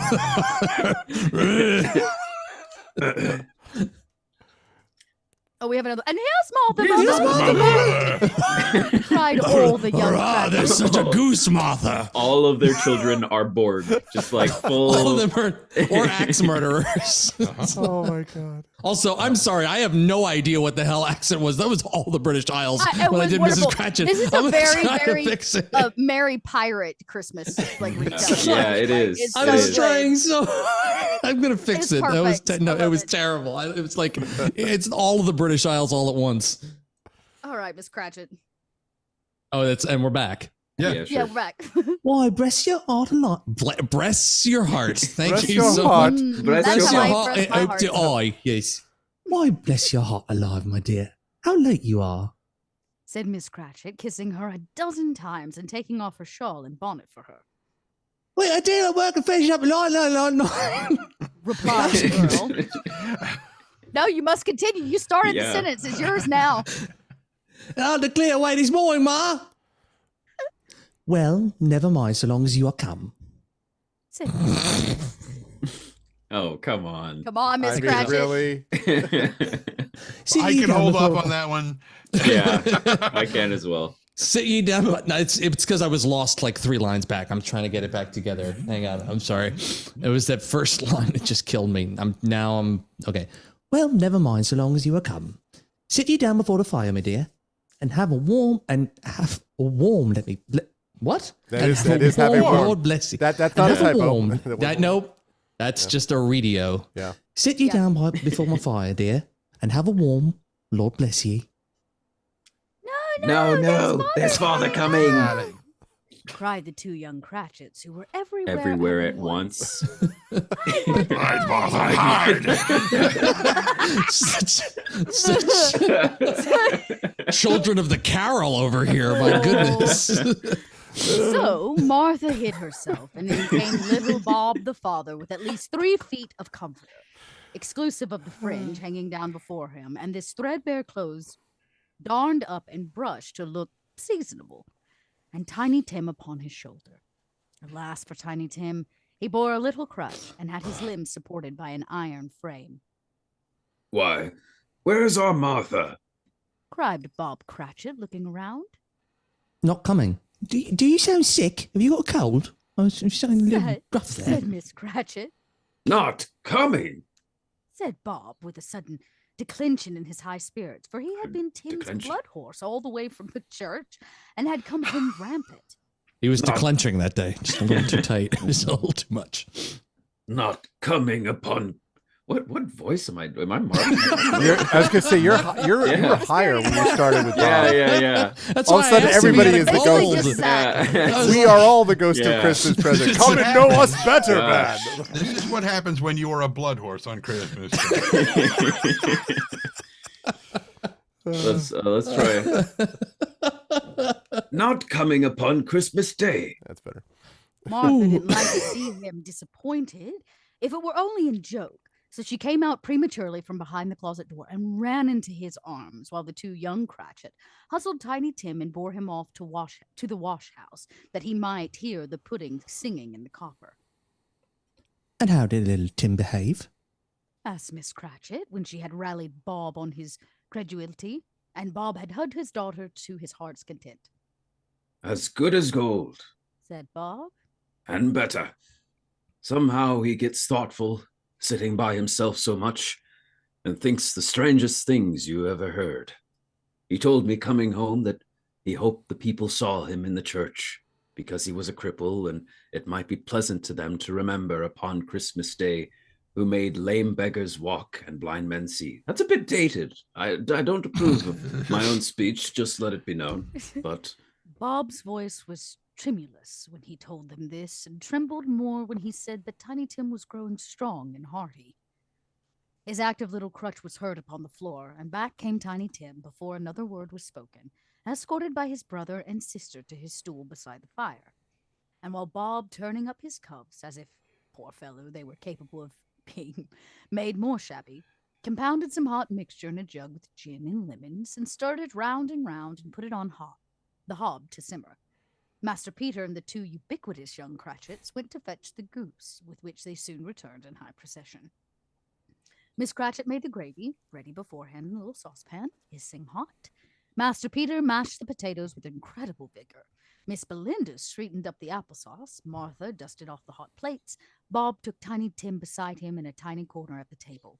The two young Cratchits set chairs for everybody, not forgetting themselves, and mounting guard upon their post, crammed spoons into their mouths lest they should shriek for goose before their turn came to be helped. At last the dishes were set on, and grace was said. It was succeeded by a breathless pause as Miss Cratchit, looking slowly all along the carving knives, prepared to plunge it into the breast, not their breast. But when she did, yeah, just Not in this version. But when she did, and when the long-expected gush of stuffing issued forth, one murmur of delight arose all around the room. Arose all around the board, and even Tiny Tim, excited by two young Cratchits, beat on the table with the handle of his knife and feebly cried, "Hurrah!" Oh, wow. There never was such a goose. Bob said he didn't believe there ever was such a goose cooked. Its tenderness and flavor, size and cheapness were the themes of universal admiration. Eked out by applesauce and mashed potatoes, it was a sufficient dinner for the whole family. Indeed, as Miss Cratchit said with great delight, surveying one small atom of a bone upon a dish, they hadn't ate it all at last. Yet everyone had had enough, and the youngest Cratchits in particular were steeped in sage and onion to the eyebrows. But now, the plates had been changed by Miss Belinda. Mrs. Cratchit left the room alone, too nervous to bear witness, to take the pudding up and bring it in. Suppose it should not be done enough. Suppose it should break in turning out. Suppose somebody should have got over the wall of the backyard and stolen it while they were merry with goose. A supposition at which the two young Cratchits became livid. All sorts of horrors were supposed. Hello, a great deam of steam. The pudding was out of the copper and smelled like washing day. It was the cloth. A smell like an eating house and a pastries cooked next door to each other with the laundriness next door to that. That was the pudding. In half a minute, Mrs. Cratchit entered, flushed by smiling profoundly with the pudding, like a speckled cannonball, so hard and firm, blazing in half a quarantine of ignited brandy, and delighted with Christmas holly stuck onto the top. Oh, a wonderful pudding, Bob Cratchit said, and calmly too, that he regarded it as the greatest success achieved by Miss Cratchit since their marriage. None of the children matter. Mrs. Cratchit said that now the weight was off her mind. She would confess she had had her doubts about the quality of the flour And she's the leaving children. him. No. Everybody had something to say about it, but nobody said or thought it was at all a small pudding for a large family. Any Cratchit would have blushed to hint at such a thing. At last the dinner was all done, the cloth was cleared, the herb swept, the fire made up. The compound in the jug being tasted and considered perfect, apples and oranges were put upon the table, and a shovelful of chestnuts on the fire. Then all the Cratchit family drew round the hearth, and what Bob Cratchit called a circle, and at Bob Cratchit's elbow stood the family display of glass, 2 tumblers and a custard cup without a handle. These held the hot stuff from the jug. However, as well as golden goblets, these also held the hot stuff from the jug, however, as well as golden goblets would have done, and Bob served it out with beaming looks, while the chestnuts on the fire sputtered and cackled noisily. Then Bob proposed. A Merry Christmas to us all, my dears. God bless us. Which all the family echoed. Yes, God bless us, God everyone. bless us, everyone. Said Tiny Tim, the last of all. He sat very close to his father's side upon his little stool. Bob held his withered little hand in his as if he loved the child and wished to keep him by his side and dreaded that he might be taken from him. Scrooge raised his head speedily on hearing his own name. Mr. Scrooge, said Bob. I'll give you Mr. Scrooge, the founder of the feast. The founder of the feast, indeed. Cried Mrs. Cratchit, reddening. I wish I had him here. I'd give him a piece of my mind to feast upon, and I'd hope he'd give a good appetite for it. My dear, said Bob. the children. Christmas Day. It should be Christmas Day, I am sure. Said she. On which one drinks the health of such an odious, stingy-hearted, unfeeling man as Mr. Scrooge. You know he is, Robert. Nobody knows it better than you do, poor fellow. My dear. Was Bob's mild answer. Christmas Day. I'll drink his health for your sake and the day's. Said Miss Cratchit. Not for his. Long life to him, a Merry Christmas and a Happy New Year. Be very merry and very happy, I have no doubt. The children drank the toast after her. It was the first of their proceedings which had no heartiness in it. Tiny Tim drank it last of all, but he didn't care twopence for it. Scrooge was the ogre of the family. The mention of his name cast a dark shadow on the party, which was not dispelled for 5 full minutes. It's a D&D spell.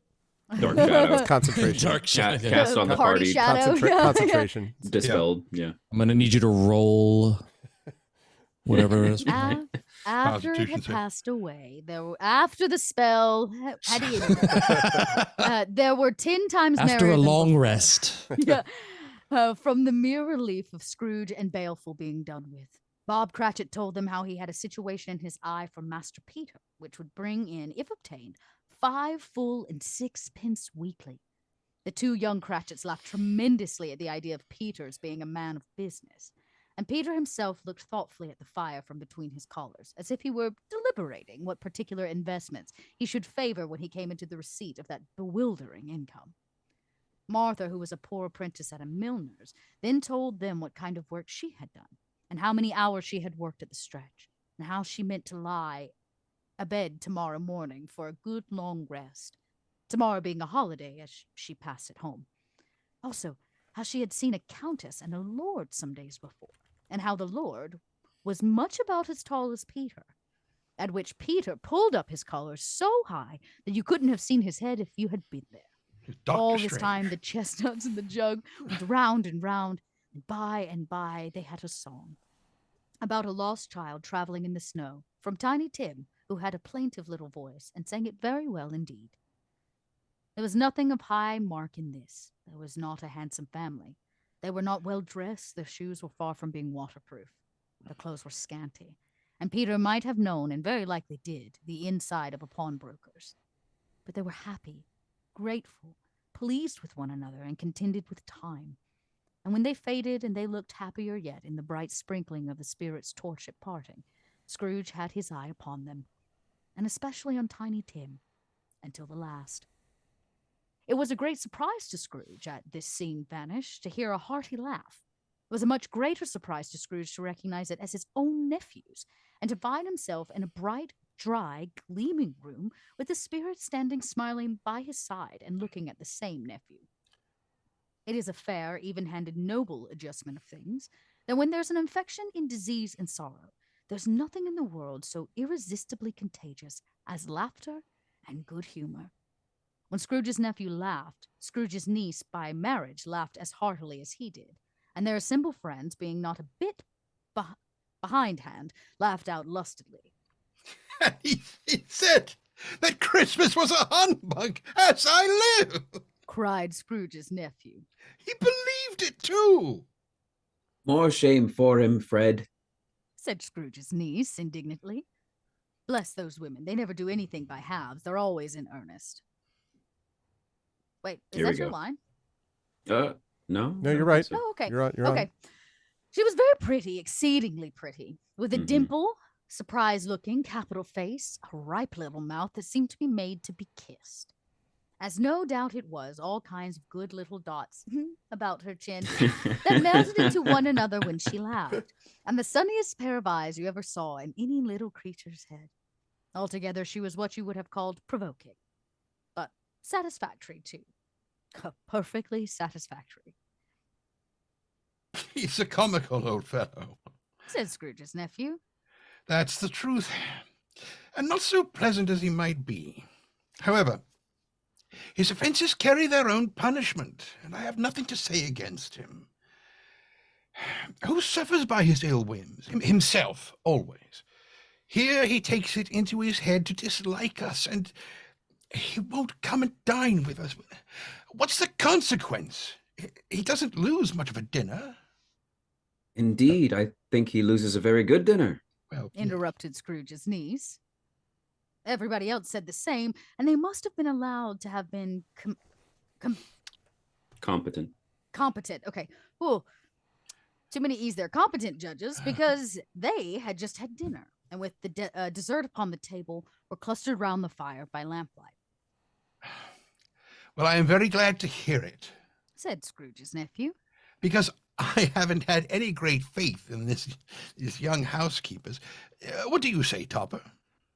Topper clearly had his eye on one of Scrooge's niece's sisters, for Hello, he answered Topper? that a Sorry. bachelor was a wretched outcast who had no right to express any opinion on the subject.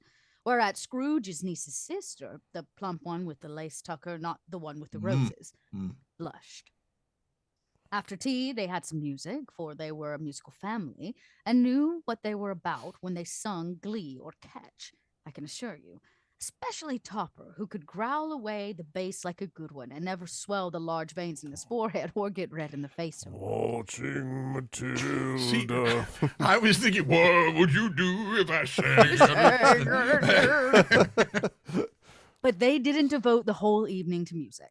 After a while, they played at forfeits, for it is good to be children sometimes, and never better than at Christmas, when its mighty founder was a child himself. There was at first a game of blind man's bluff, though, and I no more believed Topper was really blinded than I believe he had eyes in his boots, because the way in which he went after the plump sister and the lace tucker was outrage on the on the credulity of human nature. He is thirsty, knocking down the fire irons, tumbling over the chairs, bumping up against the piano, smothering himself amongst the curtains. Where she went, there he went. He always knew where the plump sister was. He wouldn't catch anybody else. If you had fallen up against him, as some of them did, and stood there, he would have made a fiat of endeavoring to seize you, which would have been a reply to affront your understanding, and would instantly have sidled off in the direction of the plump sister. Here is a new game. Said Scrooge. 1/2 hour, Spirit. Only one. It was a game called Yes and No, where Scrooge's nephew had to think of something, and the rest must find out what. He'd only answer to their questions yes or no, as the case was. The fire of questioning to which he was exposed elicited from him that he was thinking of an animal, a live animal, rather a disagreeable animal, a savage animal, an animal that growled and grunted sometimes and talked sometimes, and lived in London, and walked about the streets, and wasn't made a show of, and wasn't led by anybody, and didn't live in a menagerie, and was never killed in a market, and was not a horse, or an ass, or a cow, or a bull, or a tiger, or a dog, or a pig, or a cat, or a bear. At every new question put to him, his nephew burst into a fresh roar of laughter, and was so inexpressibly tickled that he was obliged to get up off the sofa and stamp. At last the plump sister cried out. Wants to be the plump sister. I found it! I know what it is, Fred! I know what it is! What is it? Cried Fred. It's your Uncle Scrooge! Oh. No. It Oh. certainly was. Admiration was the sentiment, though some objected that the reply to, "Is it a bear?" ought to have been, yes. I thought, Uncle is it an ass? Should have been yes, too. Whatever. Yeah. Uncle Scrooge had imperceptibly become so gay and light of heart that it would have drank to the unconscious company in an inaudible speech. But the whole scene passed off in the breath of the last word spoken by his nephew, and he and the spirit were again upon their travels. Much as they saw, and far they went, and many homes they visited, but always with a happy end. The spirit stood beside sick beds, and they were cheerful on foreign lands, and they were close at home. By struggling men, and they were patient in their greater hope. By poverty, and it was rich. An almshouse, hospital, and jail, in ministries every refuge, in miseries every refuge. Where vain men in his little brief authority had not made fast the door and barred the spirit out, he left his blessing and taught Scrooge his precepts. Suddenly, as they stood together in an open place, the bell struck 12. Trust her, it did. The Sorry, bell wait. struck Sorry. 12. Sorry. Yeah. There. Scrooge looked about him for the ghost and saw it no more. At the last stroke ceased to vibrate, he remembered the prediction of old Jacob Marley, and lifting up his eyes, beheld a solemn phantom, draped and hooded, coming like a mist along the ground towards him.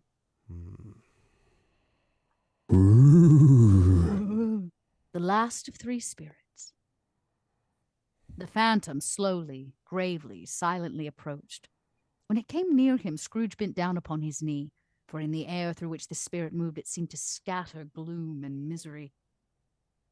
It was shrouded in a deep black garment, which concealed its head, its face, its form, and left nothing of it visible save one outstretched hand.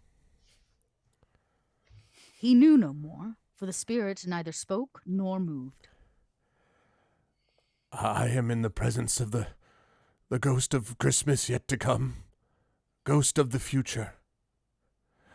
I fear you more than any spectre I have seen. But as I know your purpose is to do me good, and as I hope to live to be another man from what I was, I am prepared to bear you company, and do it with a thankful heart. Will you not speak to me? It gave him no reply. The hand was pointed straight before them. Lead on. Lead on. The night is waning fast, and it is precious time to me, I know. Lead on, spirit. They scarcely seemed to enter the city, for the city rather seemed to spring up about them. But there they were in the heart of it, on change amongst the merchants. The spirit stopped beside one little knot of businessmen. Observing that the hand was pointed to them, Scrooge advanced to listen to their talk. No, Said the great fat man with a monstrous chin. I don't know much about it either way. Only that he's dead. When did he die? Inquired another. Last night, I believe. Why? What was the matter with him? I thought he'd never die. God knows. Said the first with a yawn. What has he done with his money? Asked a red-faced gentleman. I haven't heard. Said the man with a large chin. Company, perhaps. He hasn't left it to me, that's all I know. Bye-bye. Scrooge was at first inclined to be surprised that the spirit should attach importance to a conversation apparently so trivial. But feeling assured that it must have been some hidden purpose, he set himself to consider what it was likely to be. It could have scarcely been supposed to have any bearing on the death of Jacob, his old partner, for that was past, and this ghost's province was the future. He looked about in that very place for his own image, but another man stood in his accustomed corner and thought the clock pointed to its unusual time of day for being there. He saw no likeness of himself among the multitudes that poured through the porch. It gave him little surprise, however, for he had been revolving in his mind a change of life, and he thought and hoped he saw his newborn resolutions carried out on this.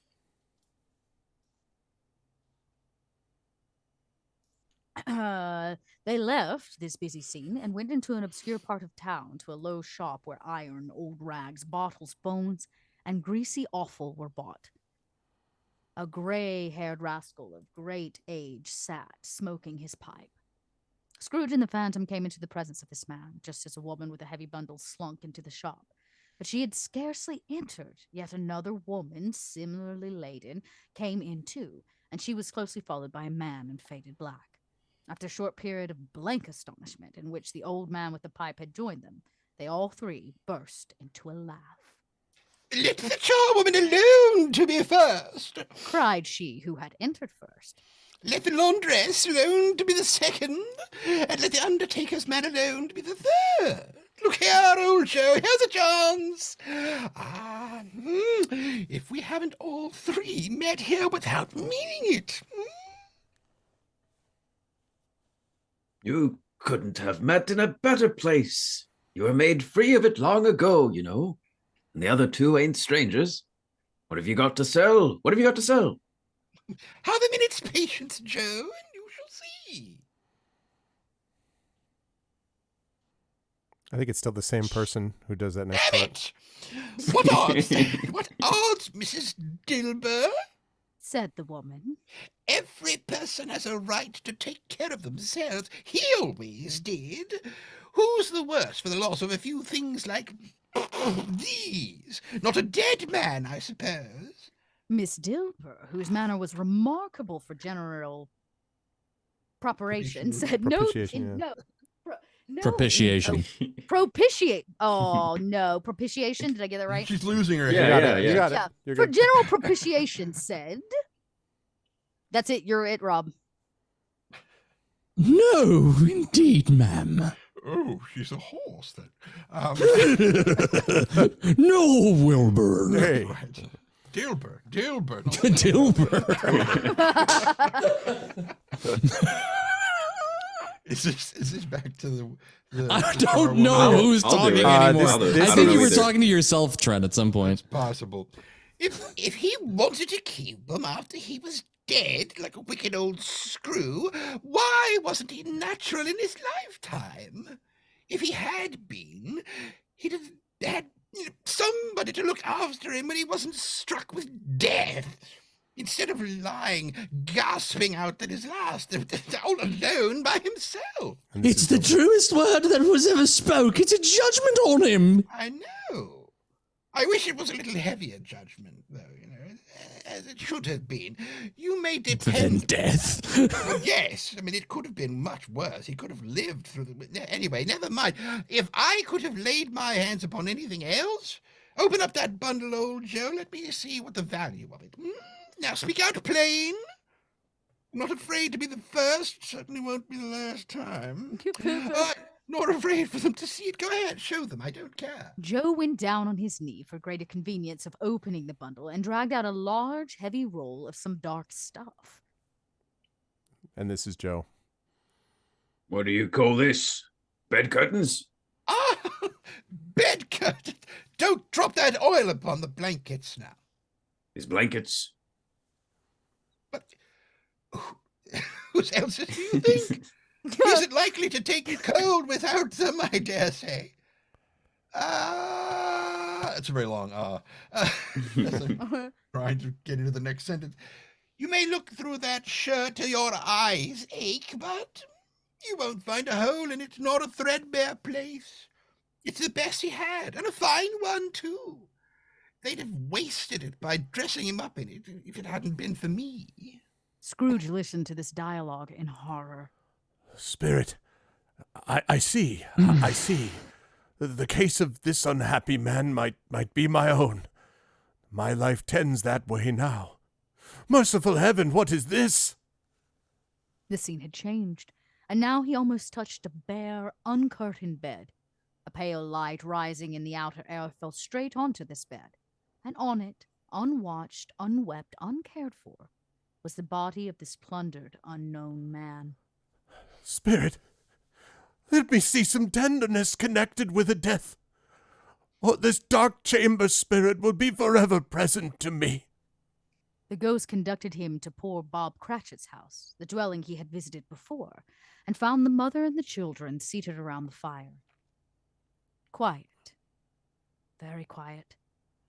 The noisy little Cratchits were as still as the statues in one corner, and sat looking up at Peter, who had a book before him. The mother and her daughters were engaged in needlework. But surely they were very quiet.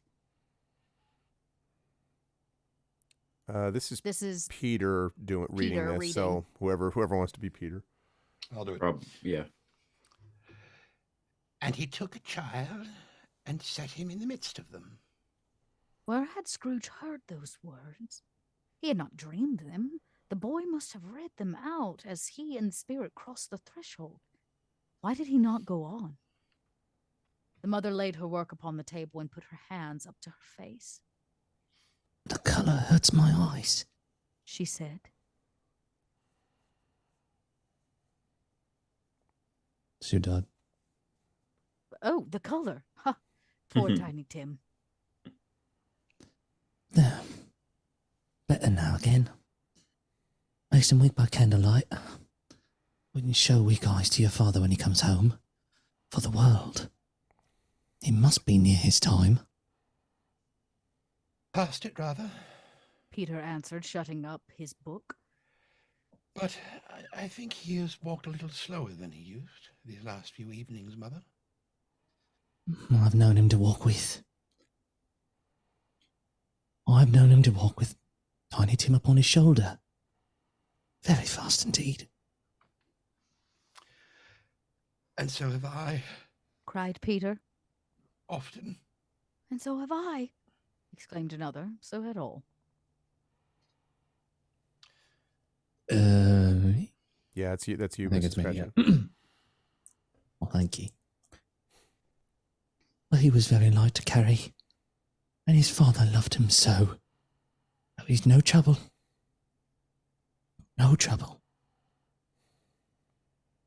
There is your father at the door. She hurried to meet him, and little Bob and his comforter, he had need of it, poor fellow, came in.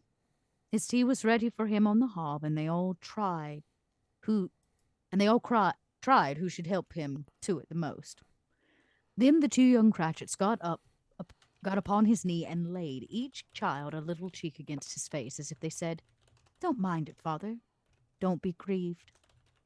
Bob was very cheerful then, and spoke pleasantly to all the family.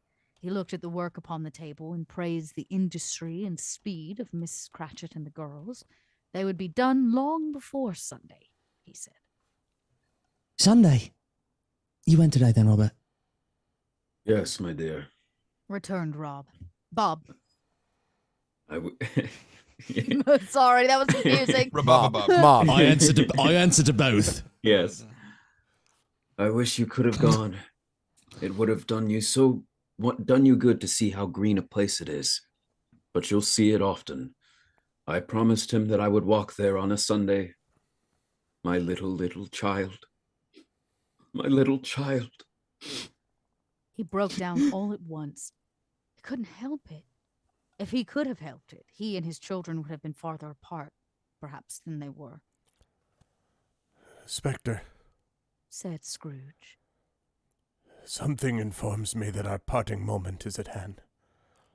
I know it, but I know not how. Tell me what man that was with the covered face whom we saw lying dead. The ghost of Christmas yet to come conveyed him to a dismal, wretched churchyard. The spirit stood among the graves and pointed down to one. Before I draw nearer to that stone to which you point, answer me one question. Are these the shadows of the things that will be? Or are they shadows of the things that may be only? Still, the ghost pointed downward to the grave by which it stood. Men's courses will foreshadow certain ends to which, if persevered in, they must lead. But if the courses be departed from, the ends will change. Say it is thus with what you show me. The spirit was immovable as ever. Scrooge crept towards it, trembling as he went, and following the finger read upon the stone of the neglected grave his own name, Ebenezer Scrooge.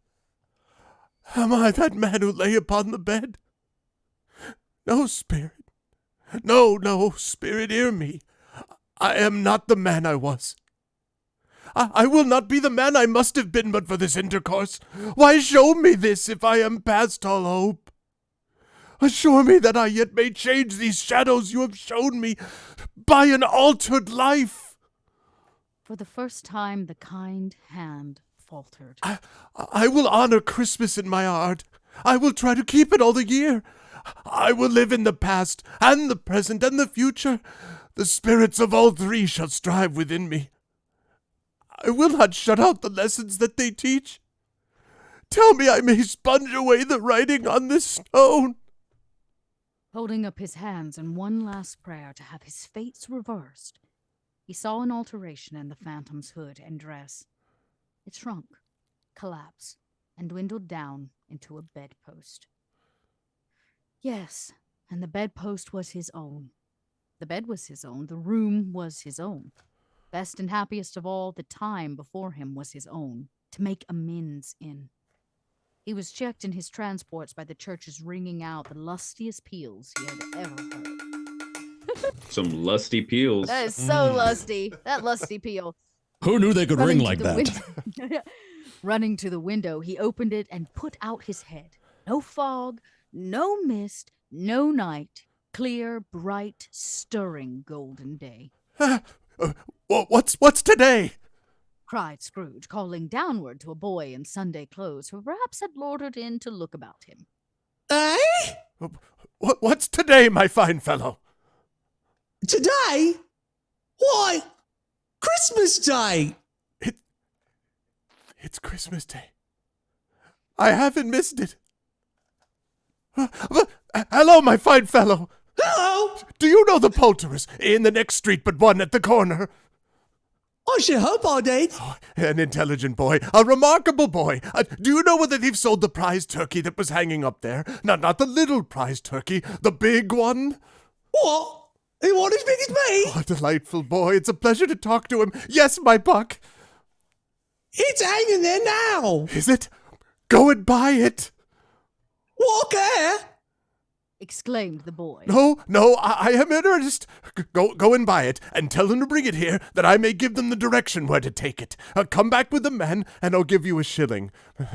Come back with him in less than 5 minutes, and I'll give you half a crown. Oh, no, you old fool. The boy was off like a shot. I'll send it to Bob Cratchit's. He shan't know who sends it. It's twice the size of Tiny Tim. Oh, Joe Miller never made such a joke as sending it to Bob's Wilby. The hand in which she wrote the address was not a steady one. But write it he did somehow, and went downstairs to open the street door, ready for the coming of the poulterer's man. It was a turkey. He never could have stood upon its leg, that bird. He would have snapped him off. He would have snapped him short off in a minute, like sticks of sealing wax.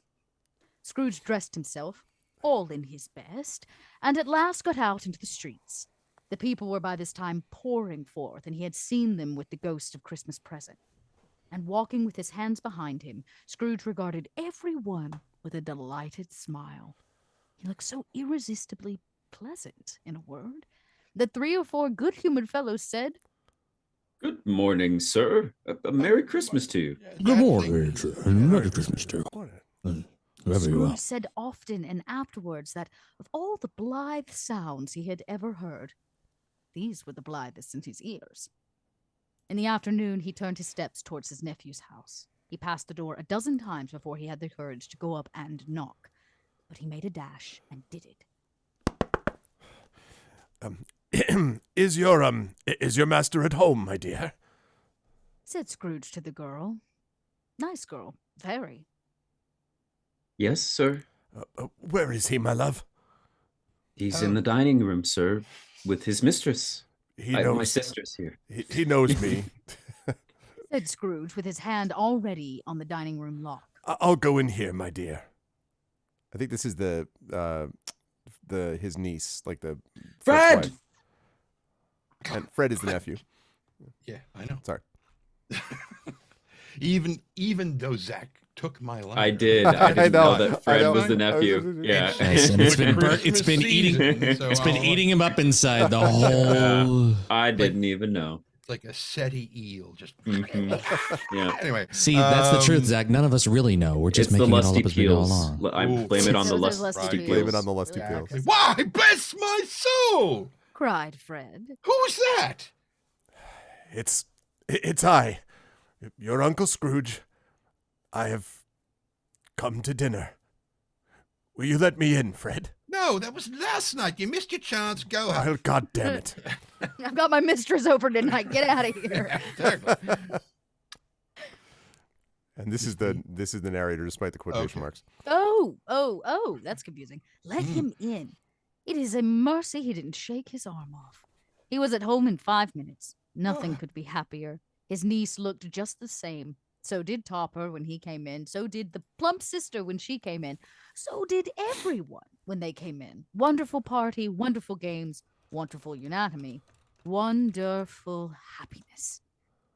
But he was early at the office next morning. Oh, he was early there. If he could only be there first and catch Bob Cratchit coming in late. That was the thing he had set his heart upon. And he did it. The clock struck 9.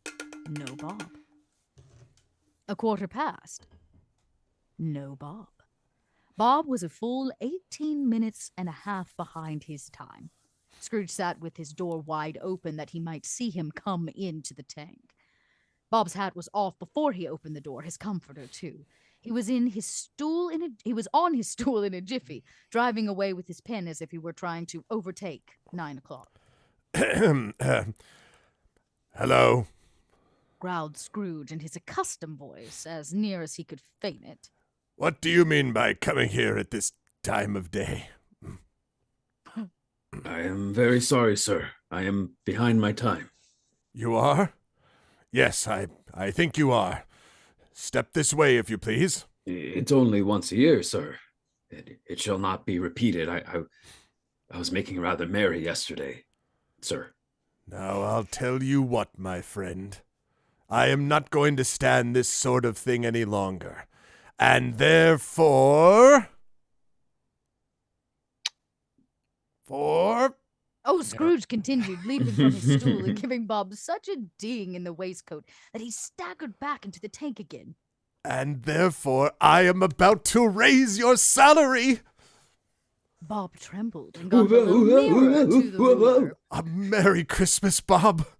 Said Scrooge with an earnestness that could not be mistaken as he I clapped don't think him on Bob's the back. okay. A merrier Christmas, Bob, my good fellow, than I've given you for many a year. I'll raise your salary and endeavor to assist your struggling family, and we will discuss your affairs this very afternoon over a Christmas bowl of smoking Bishop, Bob. Make up the fires and buy a second coal scuttle before you dot another I, Bob Cratchit. What did that bishop ever do to you? I don't know. He's smoking. The smoking bishop sounds like a sex move. Scrooge was better than his words. He did it all, and infinitely more. And to Tiny Tim, who did not die. Who did not die. He was a second father. He became as good a friend, as good a master, as good a man as the good old city knew, or any other good old city, town, or borough in the good old world.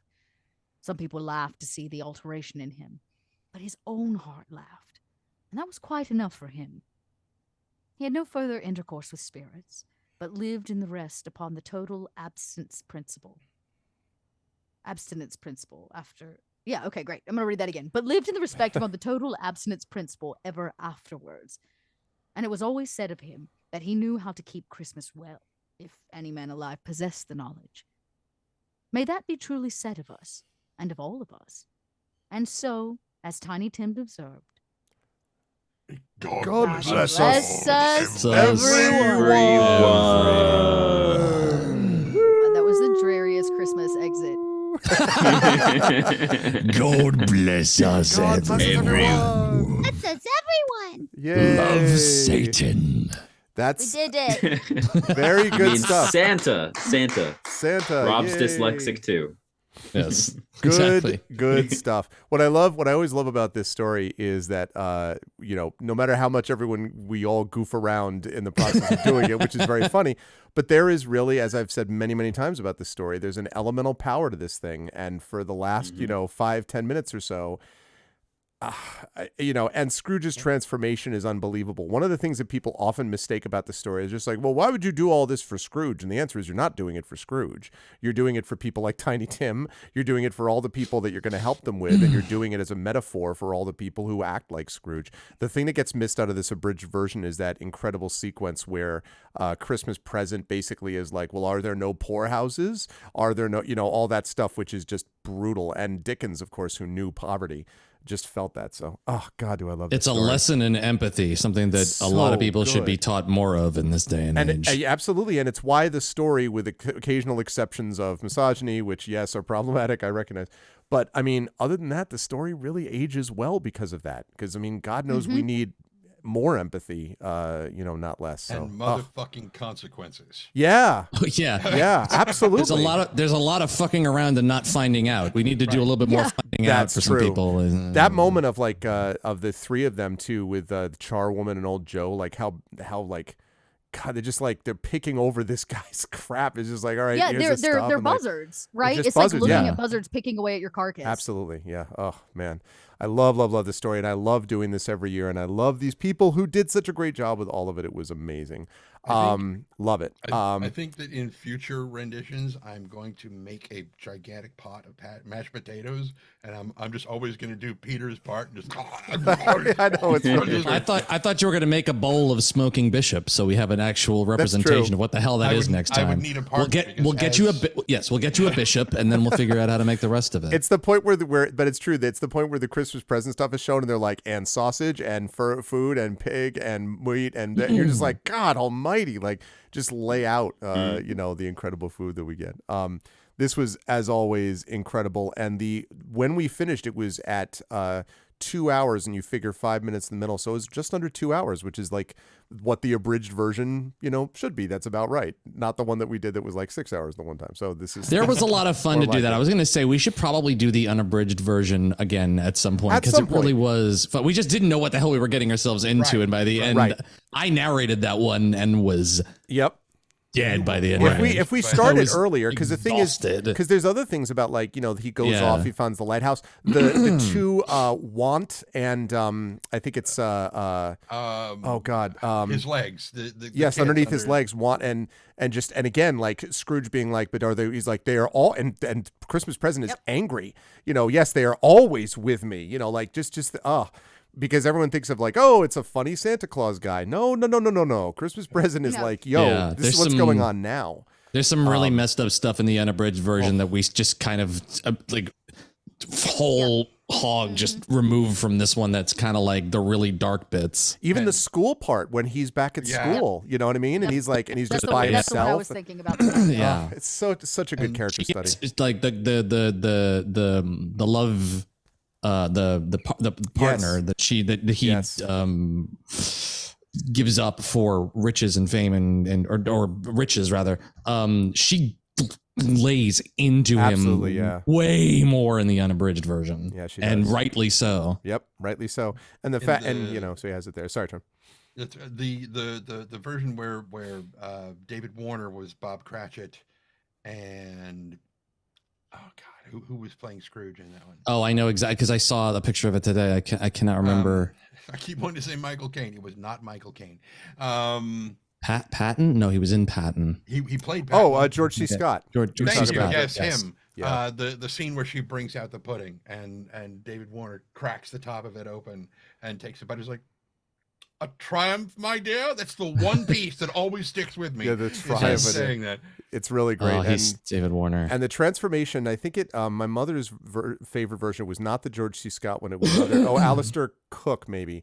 But anyway, the version where his transformation, where he just keeps cracking up, like he's talking to the kid. He's just like, he's such a delightful boy. He's such a delightful, like he's so happy. And if you've ever had that moment of feeling, and I have actually, relieved because feeling that a death sentence was not that way, that experience of joy that one comes out of is very hard to replicate. And it's a story that people should read, because it really has separate out the Christianity and the religious aspect of it. That's up to whatever anyone wants to believe. The message of the story has got to be considered universal. The idea of treating those with empathy. Marley's thing about the business of mankind was my business. That is the speech that always gets me. Marley's first speech is like, oh my wake God. the fuck up, Scrooge. So good. My job was this thing, and I didn't actually do my job. I might have been a good businessman, but I didn't do my job for humanity. And that line is the deepest cut in the entire thing. It's so just great. Like, and he's shackled. So and the fact that we don't get that in the abridged version here, but he's shackled by all of the strong boxes that he opened in life, the little treasure chest, and my God. You go to Babylon 5, and the character in Babylon 5 that references it is Albert Besker, who is like the worst sumbitch in the whole damn show. Yeah. And the fact that he's the one that quotes, "Humanity is my business," and the guards have no idea what he's talking about. And he's like, oh God. Humanity is my business is so good. And I will say, because we mentioned Michael Caine, people always joking. It's like, Michael the Caine. greatest one is a Muppet Christmas Carol.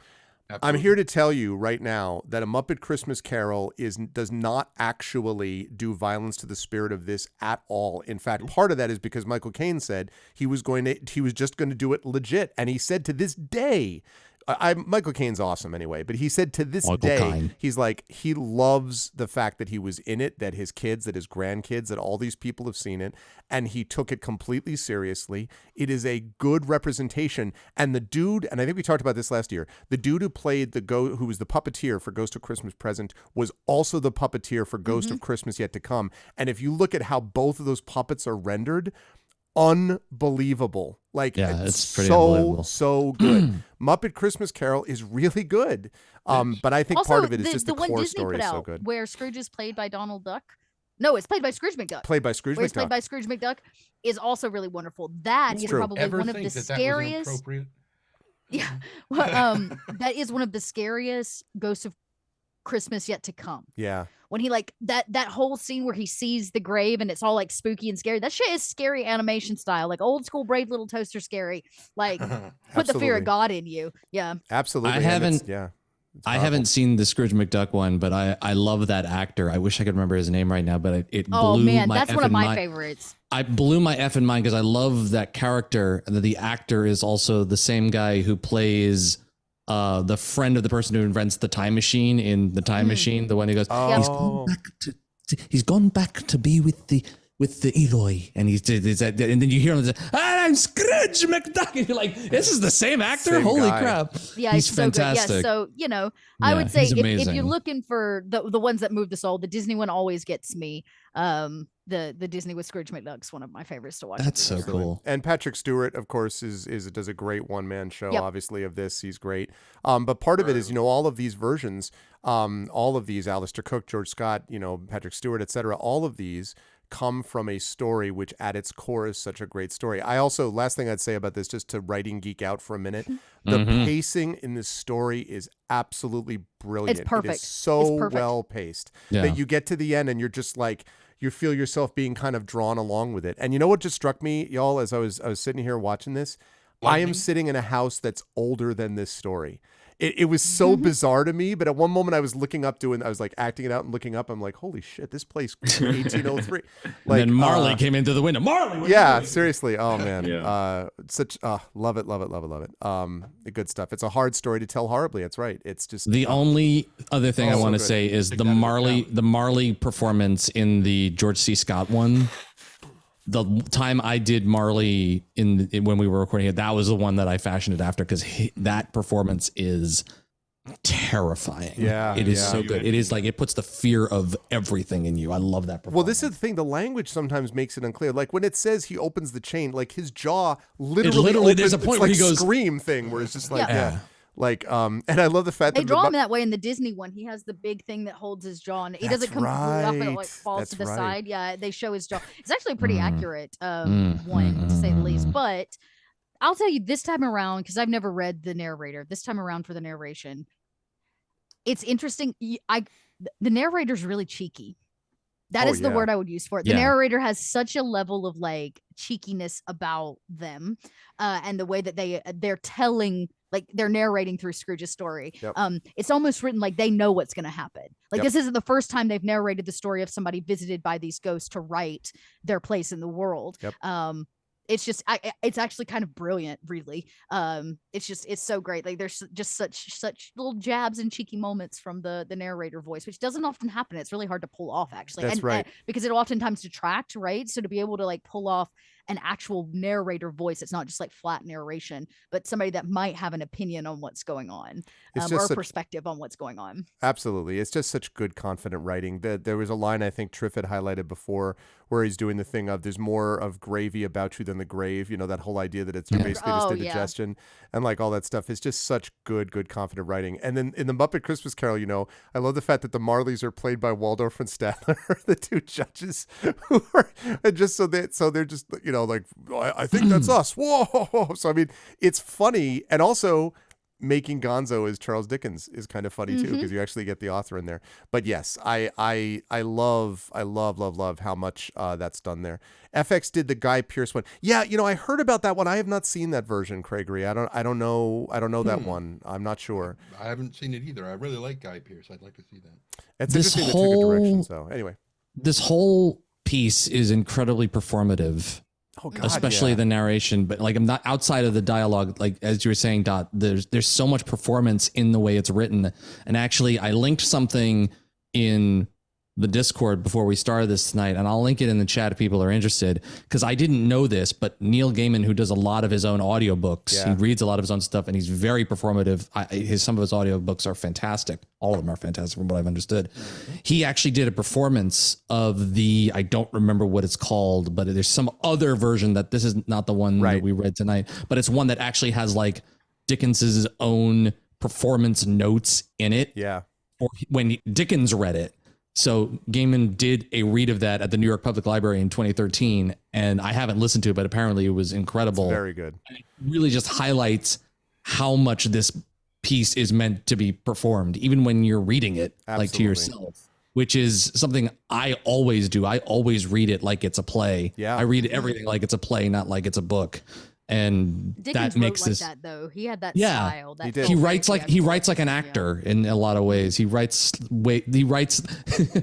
much like an actor who writes or a writer who acts. He wrote himself the best lines. Surprise! Just such a wonderful writer. I know I've talked about it before, but if people get a chance to read Bleak House, which is the greatest indictment of the legal profession ever written, it is absolutely harrowing. It is such an indictment of the system. If you all are talking about F capitalism and the horse it rode in on, please go talk to Dickens. This is a guy who knew exactly the cost of what it was, and Bleak House is an absolutely brilliant book. I would argue Bleak House is one of the top 10 books ever written. It is that good. And Christmas Carol, my favorite story, is up there in top however many of short stories. But Bleak House is absolute genius. And Great Expectations, Hard Times, Oliver Twist. These are all very good too in their own ways. But Bleak House in particular is just at another level. And so yeah. And by the way, this story we just read enabled him to do a lot of that, because it was this little thing that he wrote, and it was an enormous success even in his own time, and it made his fortune. It allowed him to actually tour the United States. He toured the prisons, the tombs in New York, and read it there too, and he was able to see. So he really extraordinary guy. I just so good. And yeah, Neil Gaiman is a brilliant reader of his own work. I actually had a chance to listen to Neil Gaiman read before it was even written, before it was even published, I should say, the Graveyard Book, the first introduction of it. And in his hand there was a knife, and he's a wonderful reader of his own work. So yeah, Gaiman was great. The story is great. This is all great. We're all great. I'm going to let these people go because it's time has come. Here. But Thank you. we're all great. How are you? A boring conversation anyway. I'll start at the bottom as in reverse order. Somebody accused me in my own Twitch stream the other day of Han Soloing when I did that in my own stream. I was like, is that a way to reference that now? You've now Han Soloed. You've soloed. Rob, as always, a great pleasure, my friend, to have you back here in the This fold. is so much fun. It was so much fun to have you back. How'd you feel about things? Where will the lovely folks see you here on the Twitches next? It was great. I think I didn't read any character that I've read in the past before, so I think it's all that's kind of cool. Yeah.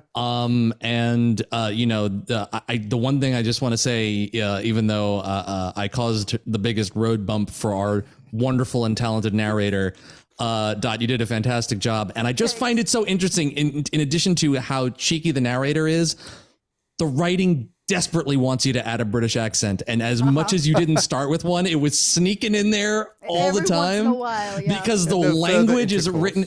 The language and the way it's, and just the Britishisms in the way that the sentence structure alone is exactly. like, I'm British. It's just like, hi, yes. Did you not notice that I'm British? Well, if you didn't notice before, you know now. This is just a super blast, and it's great to see familiar faces that I haven't hung out with in a while, and do this with all of y'all, and also be able to come here on Arv's channel like I have done in my own in the past couple of days, and wish everybody a Merry Christmas, Happy Holidays, and a Happy New Year, because I probably won't see you again until next year. I may be back on this channel at some point in the future. I do not know. Right now, you can find me over on my channel.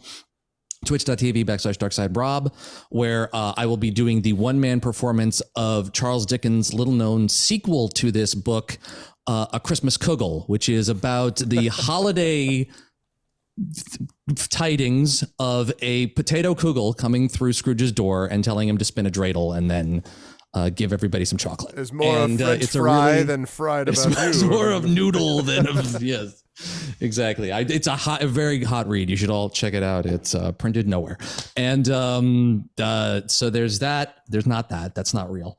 But as for books that are real, you can check out all of the audiobooks that I've done lately as part of the Shadowrun universe over on Audible. If you just look up my name, Robert Austin James, on spelled as it sounds. If you wait, my girlfriend is messaging me. Hang on. I'll get right back to you, honey. Hang on just a second. But yeah, I have 6 books up there right now, 5 of which are part of the Kincaid series of books by one fantastic, the one, the only Russell Zimmerman, that's his name.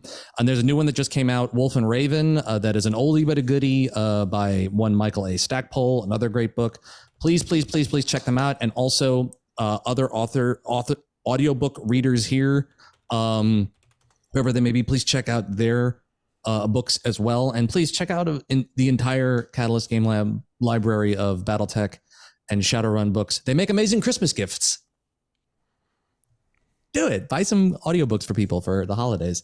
And last but not least, like I said, you can find me on Twitch. You can find me on YouTube. You can find me on TikTok, Instagram. I'm DarksideRob everywhere.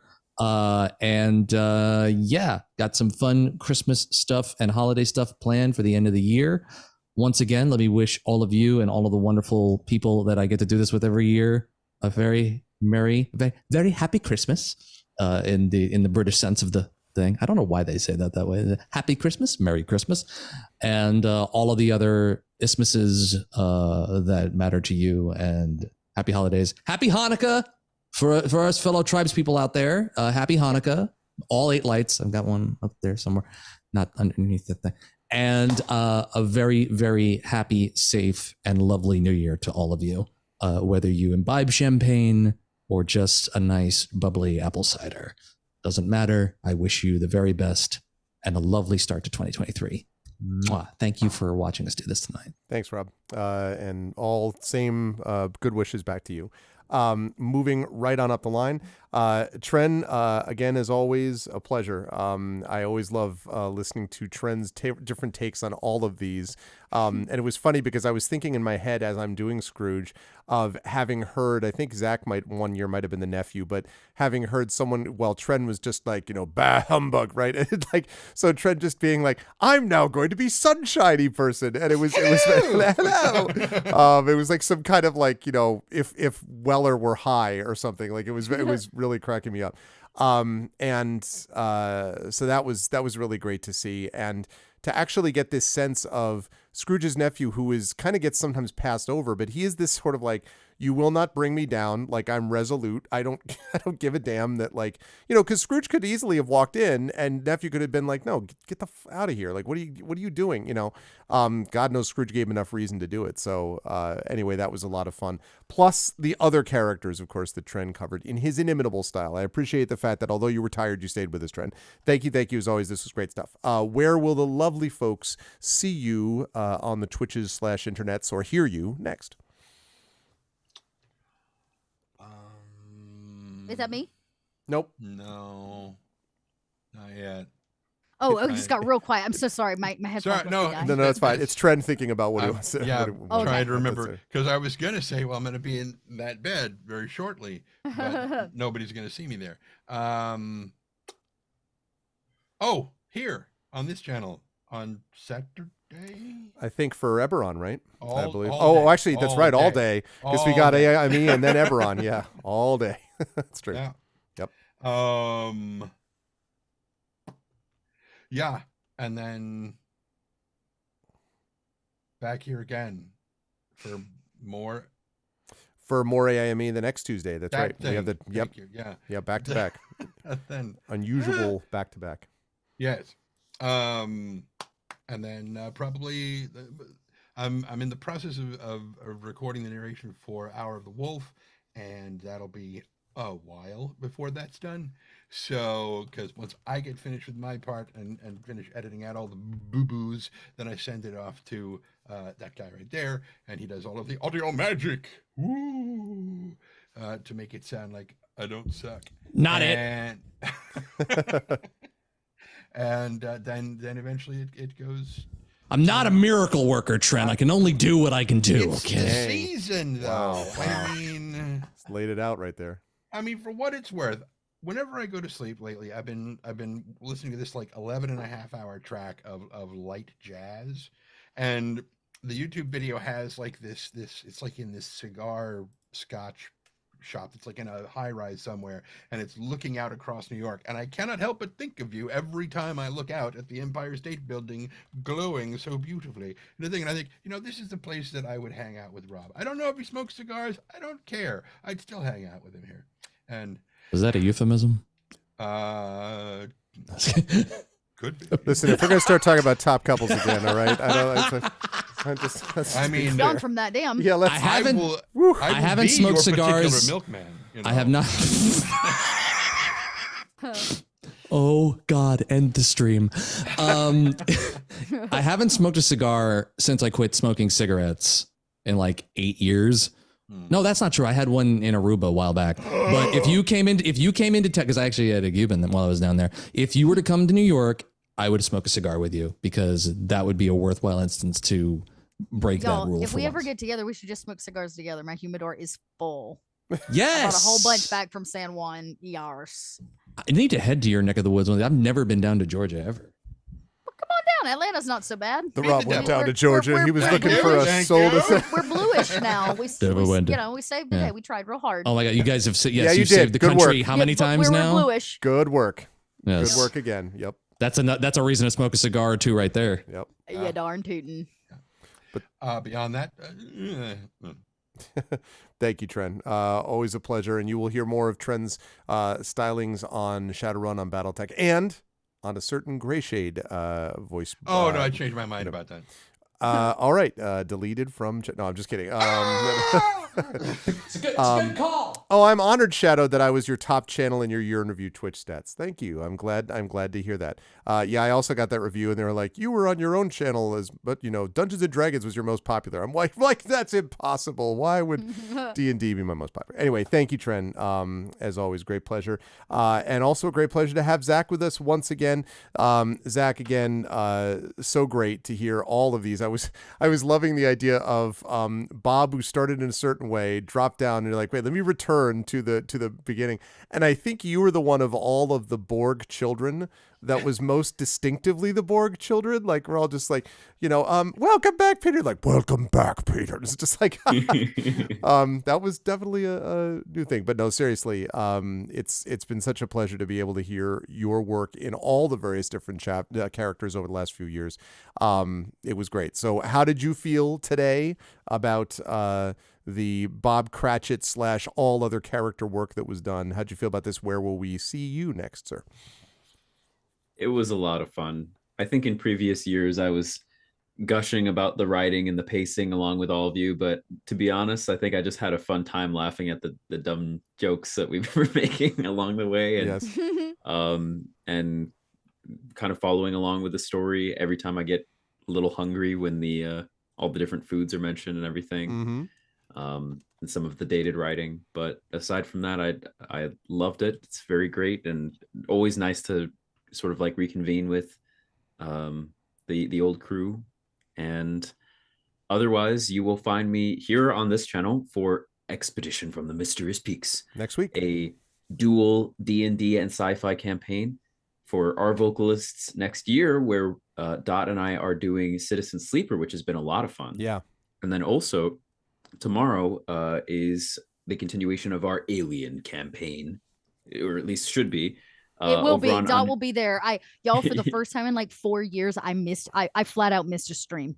Like I had a really bad day. I was literally crying on my partner's shoulder when Mike was like, Oh, are you coming to tonight's stream? It's Yeah. been 4 years since I've ever missed a stream, and I missed one the other night. I've never felt more guilty. It was a really bad And day. we never forgave her at all. I The know, whole I cast is know, now I know. ostracized. They were very and- nice to me about it. I've missed like Hell, 4 years of my streams. So I don't know what happened there. I'm I always just like fell into super the- good. I'm always like first person, and I definitely Don't miss. worry so about it. we will be there tomorrow night, come hell or high water. maybe I burn the won't. internet I down. don't know. Is But- Citizen Sleeper good? Because I Yeah, want it's to. I great. keep It looking. is I very want good. to play that. I've quite enjoyed it. It's I've very quite enjoyed good. it. Yeah, I It's not what really want to expected play at all. that. Okay, Yeah, it's I cool. should add that to my list. Yeah, I think it would be a good one for you too, Rob. I think you would like the vibe of it. It's it's very good. Yeah. And it's The been good to pacing have is it being really voiced nice. too. Yep.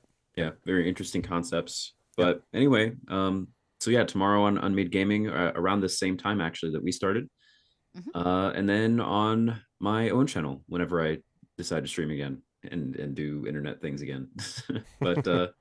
But yeah, that's it for me. Good stuff. Thank you, Zach. Always a pleasure. And last but certainly not least, Dot, wonderful work as the narrator. We've now had everybody play everything, I feel like, or something like that. So it's time to loop around next time, but it was great. Time to re-roll this story next time. We gotta just Exactly. erase it and start over. Let's rewrite Dickens in our own image. And Dragonspear has just gifted Little Red Dot a subs to the channel, so Oh, thank you, thank you. Dragonspear. Thank you, Dragon. But yeah, Dot, it was great, and it's been great to have you again as a part of the Arvocalists. I know how busy you are. Obviously, as we've talked about many times, we all talk about the busyness that we have, but I really appreciate that you've been able to make time and keep a little time every month in your very busy schedule available for this, for our vocalist stuff, and You know especially it. for this. So I really appreciate that. Also, Dragonspear gifted a sub to Zach Clay. Thank you, Dragon. Thank you so much Hey, for doing nice. that. Thank you. But yeah, so thank you, Dot. I hope you enjoyed it. How was it being the narrator and stuff this time? And where it will was we great. see you Like next? I said, it was cool to find like a cheeky voice and because it's there, like just a little bit of British cheekiness, It is. which was super cool. So before my headphones die and I can't actually hear y'all anymore because the lady in my ear is like low battery, low battery, I and I'm hate like, that. I know. That being said, I'm Little Red Dot. You can find me where Little Red Dots are found online. I spend most of my time with Cobalt Press and my podcast network, Pod by Night. For those of you that have been fans of my Vampire the Masquerade stuff, my network, Pod by Night, picked up the 3rd season of SOS off of Roll For It. So that was the Nice. first vampire game I ever played. So if y'all were fans of that, we were afraid the 3rd season got canceled and we thought the story would never end. And Roll For It was kind enough to give us the rights. So we are finishing out the final season over on our channel every Saturday. So you can come join me there. I got the Alien show. I've got a Lord of the Rings. There goes my headphones. I have a Lord of the Rings show that comes in every Wednesday.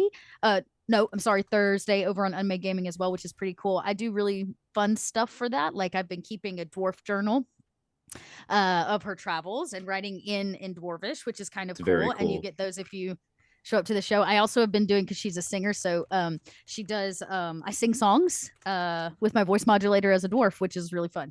So you can come check it out. There's lots of places to find me. But the most important thing is I hope you all have like a really great holiday. Like don't work too hard. Yeah.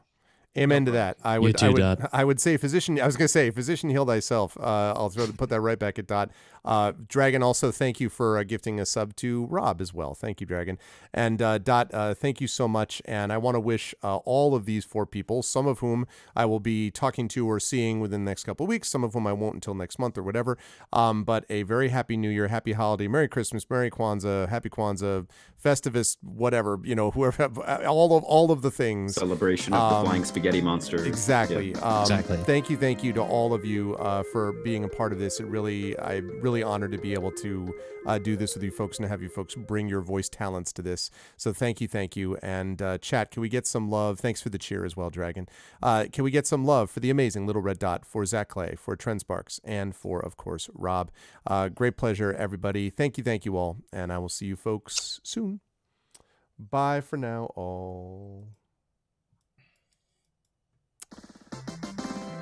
And that's the cheer. Thank you so much, Dragon. I appreciate it. Well, that is going to bring to an end a very busy day of streaming. And I just love so much this session. it is a reminder to me of one of the reasons that I love streaming so much, and that's the people. I love streaming with the people that I stream with, and I love streaming to an audience like you folks. And it was great seeing chat be invested in this as much as hopefully we were. So it was great. I loved it, and yeah, I really want you all to take the meaning, if you can, of this story to heart. They're really, for as much anguish and grief and so on as we see in the world, there is a great deal of, besides just heroism and all that kind of warrior stuff, which is important in its own sense, there is a great deal of empathy and peace and love to be found in the works of art that we have and in what people actually do for each other.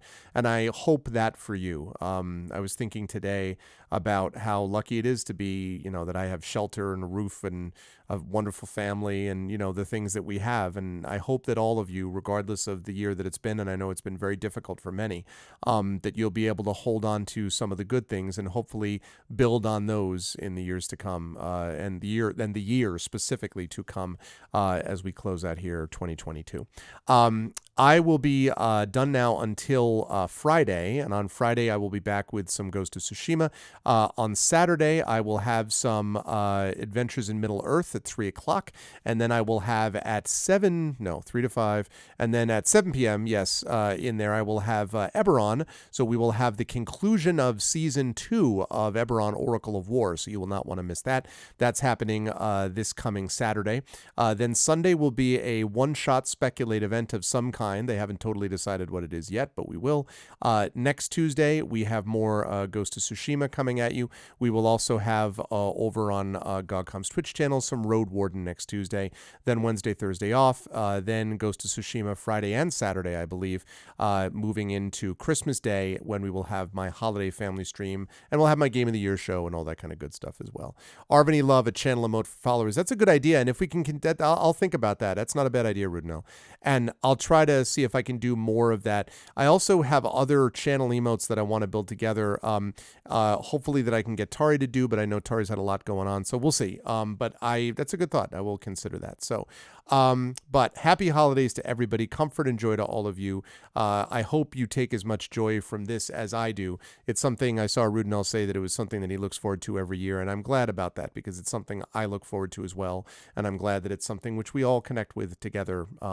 Whatever our persuasion religiously, the message of the story is so powerful and meaningful to me. So happy holidays to all of you. You're all lovely people. I think I'm going to check out and see, because we had a decent turnout today.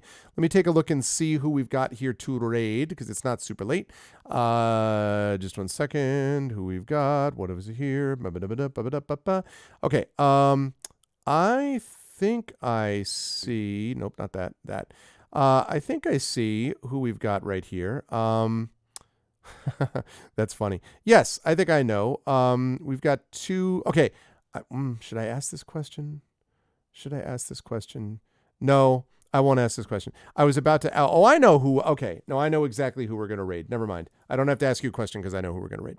So the way we do raids here is very simple. If you are not a sub, good night, Helness. Good to see you. If you are not a sub, you're going to do this. The Arvanauts have landed, followed by Twitch raid, lowercase Twitch, uppercase R, lowercase AID. If you are a sub, you're going to do this. Arvany Hype, you're going to do Arvany Roar, Arvany Witch, Arvany Woe, Arvany What, Arvany Smug, Arvany Love, Arvany Blown, Arvany Hype, Arvany, all the Arvanys, when you do that, when you are brought over automagically at the end of this raid.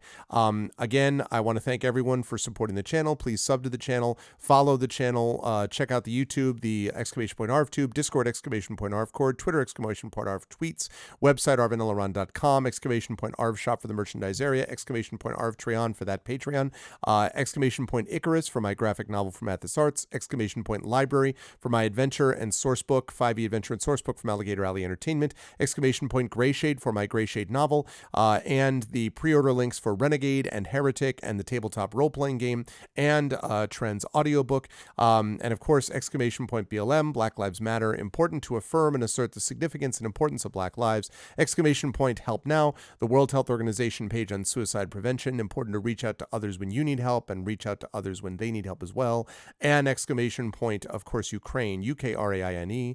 I'm zipping through it because I already did it, so I don't want to, I don't want to become like a used car salesman, so I'm just going through quickly. Exclamation point Ukraine, Ukraine, to help the fine people of Ukraine as they fight back against an illegal and illegitimate war, and are doing so with bravery and courage. This is our way to step up and help them as well.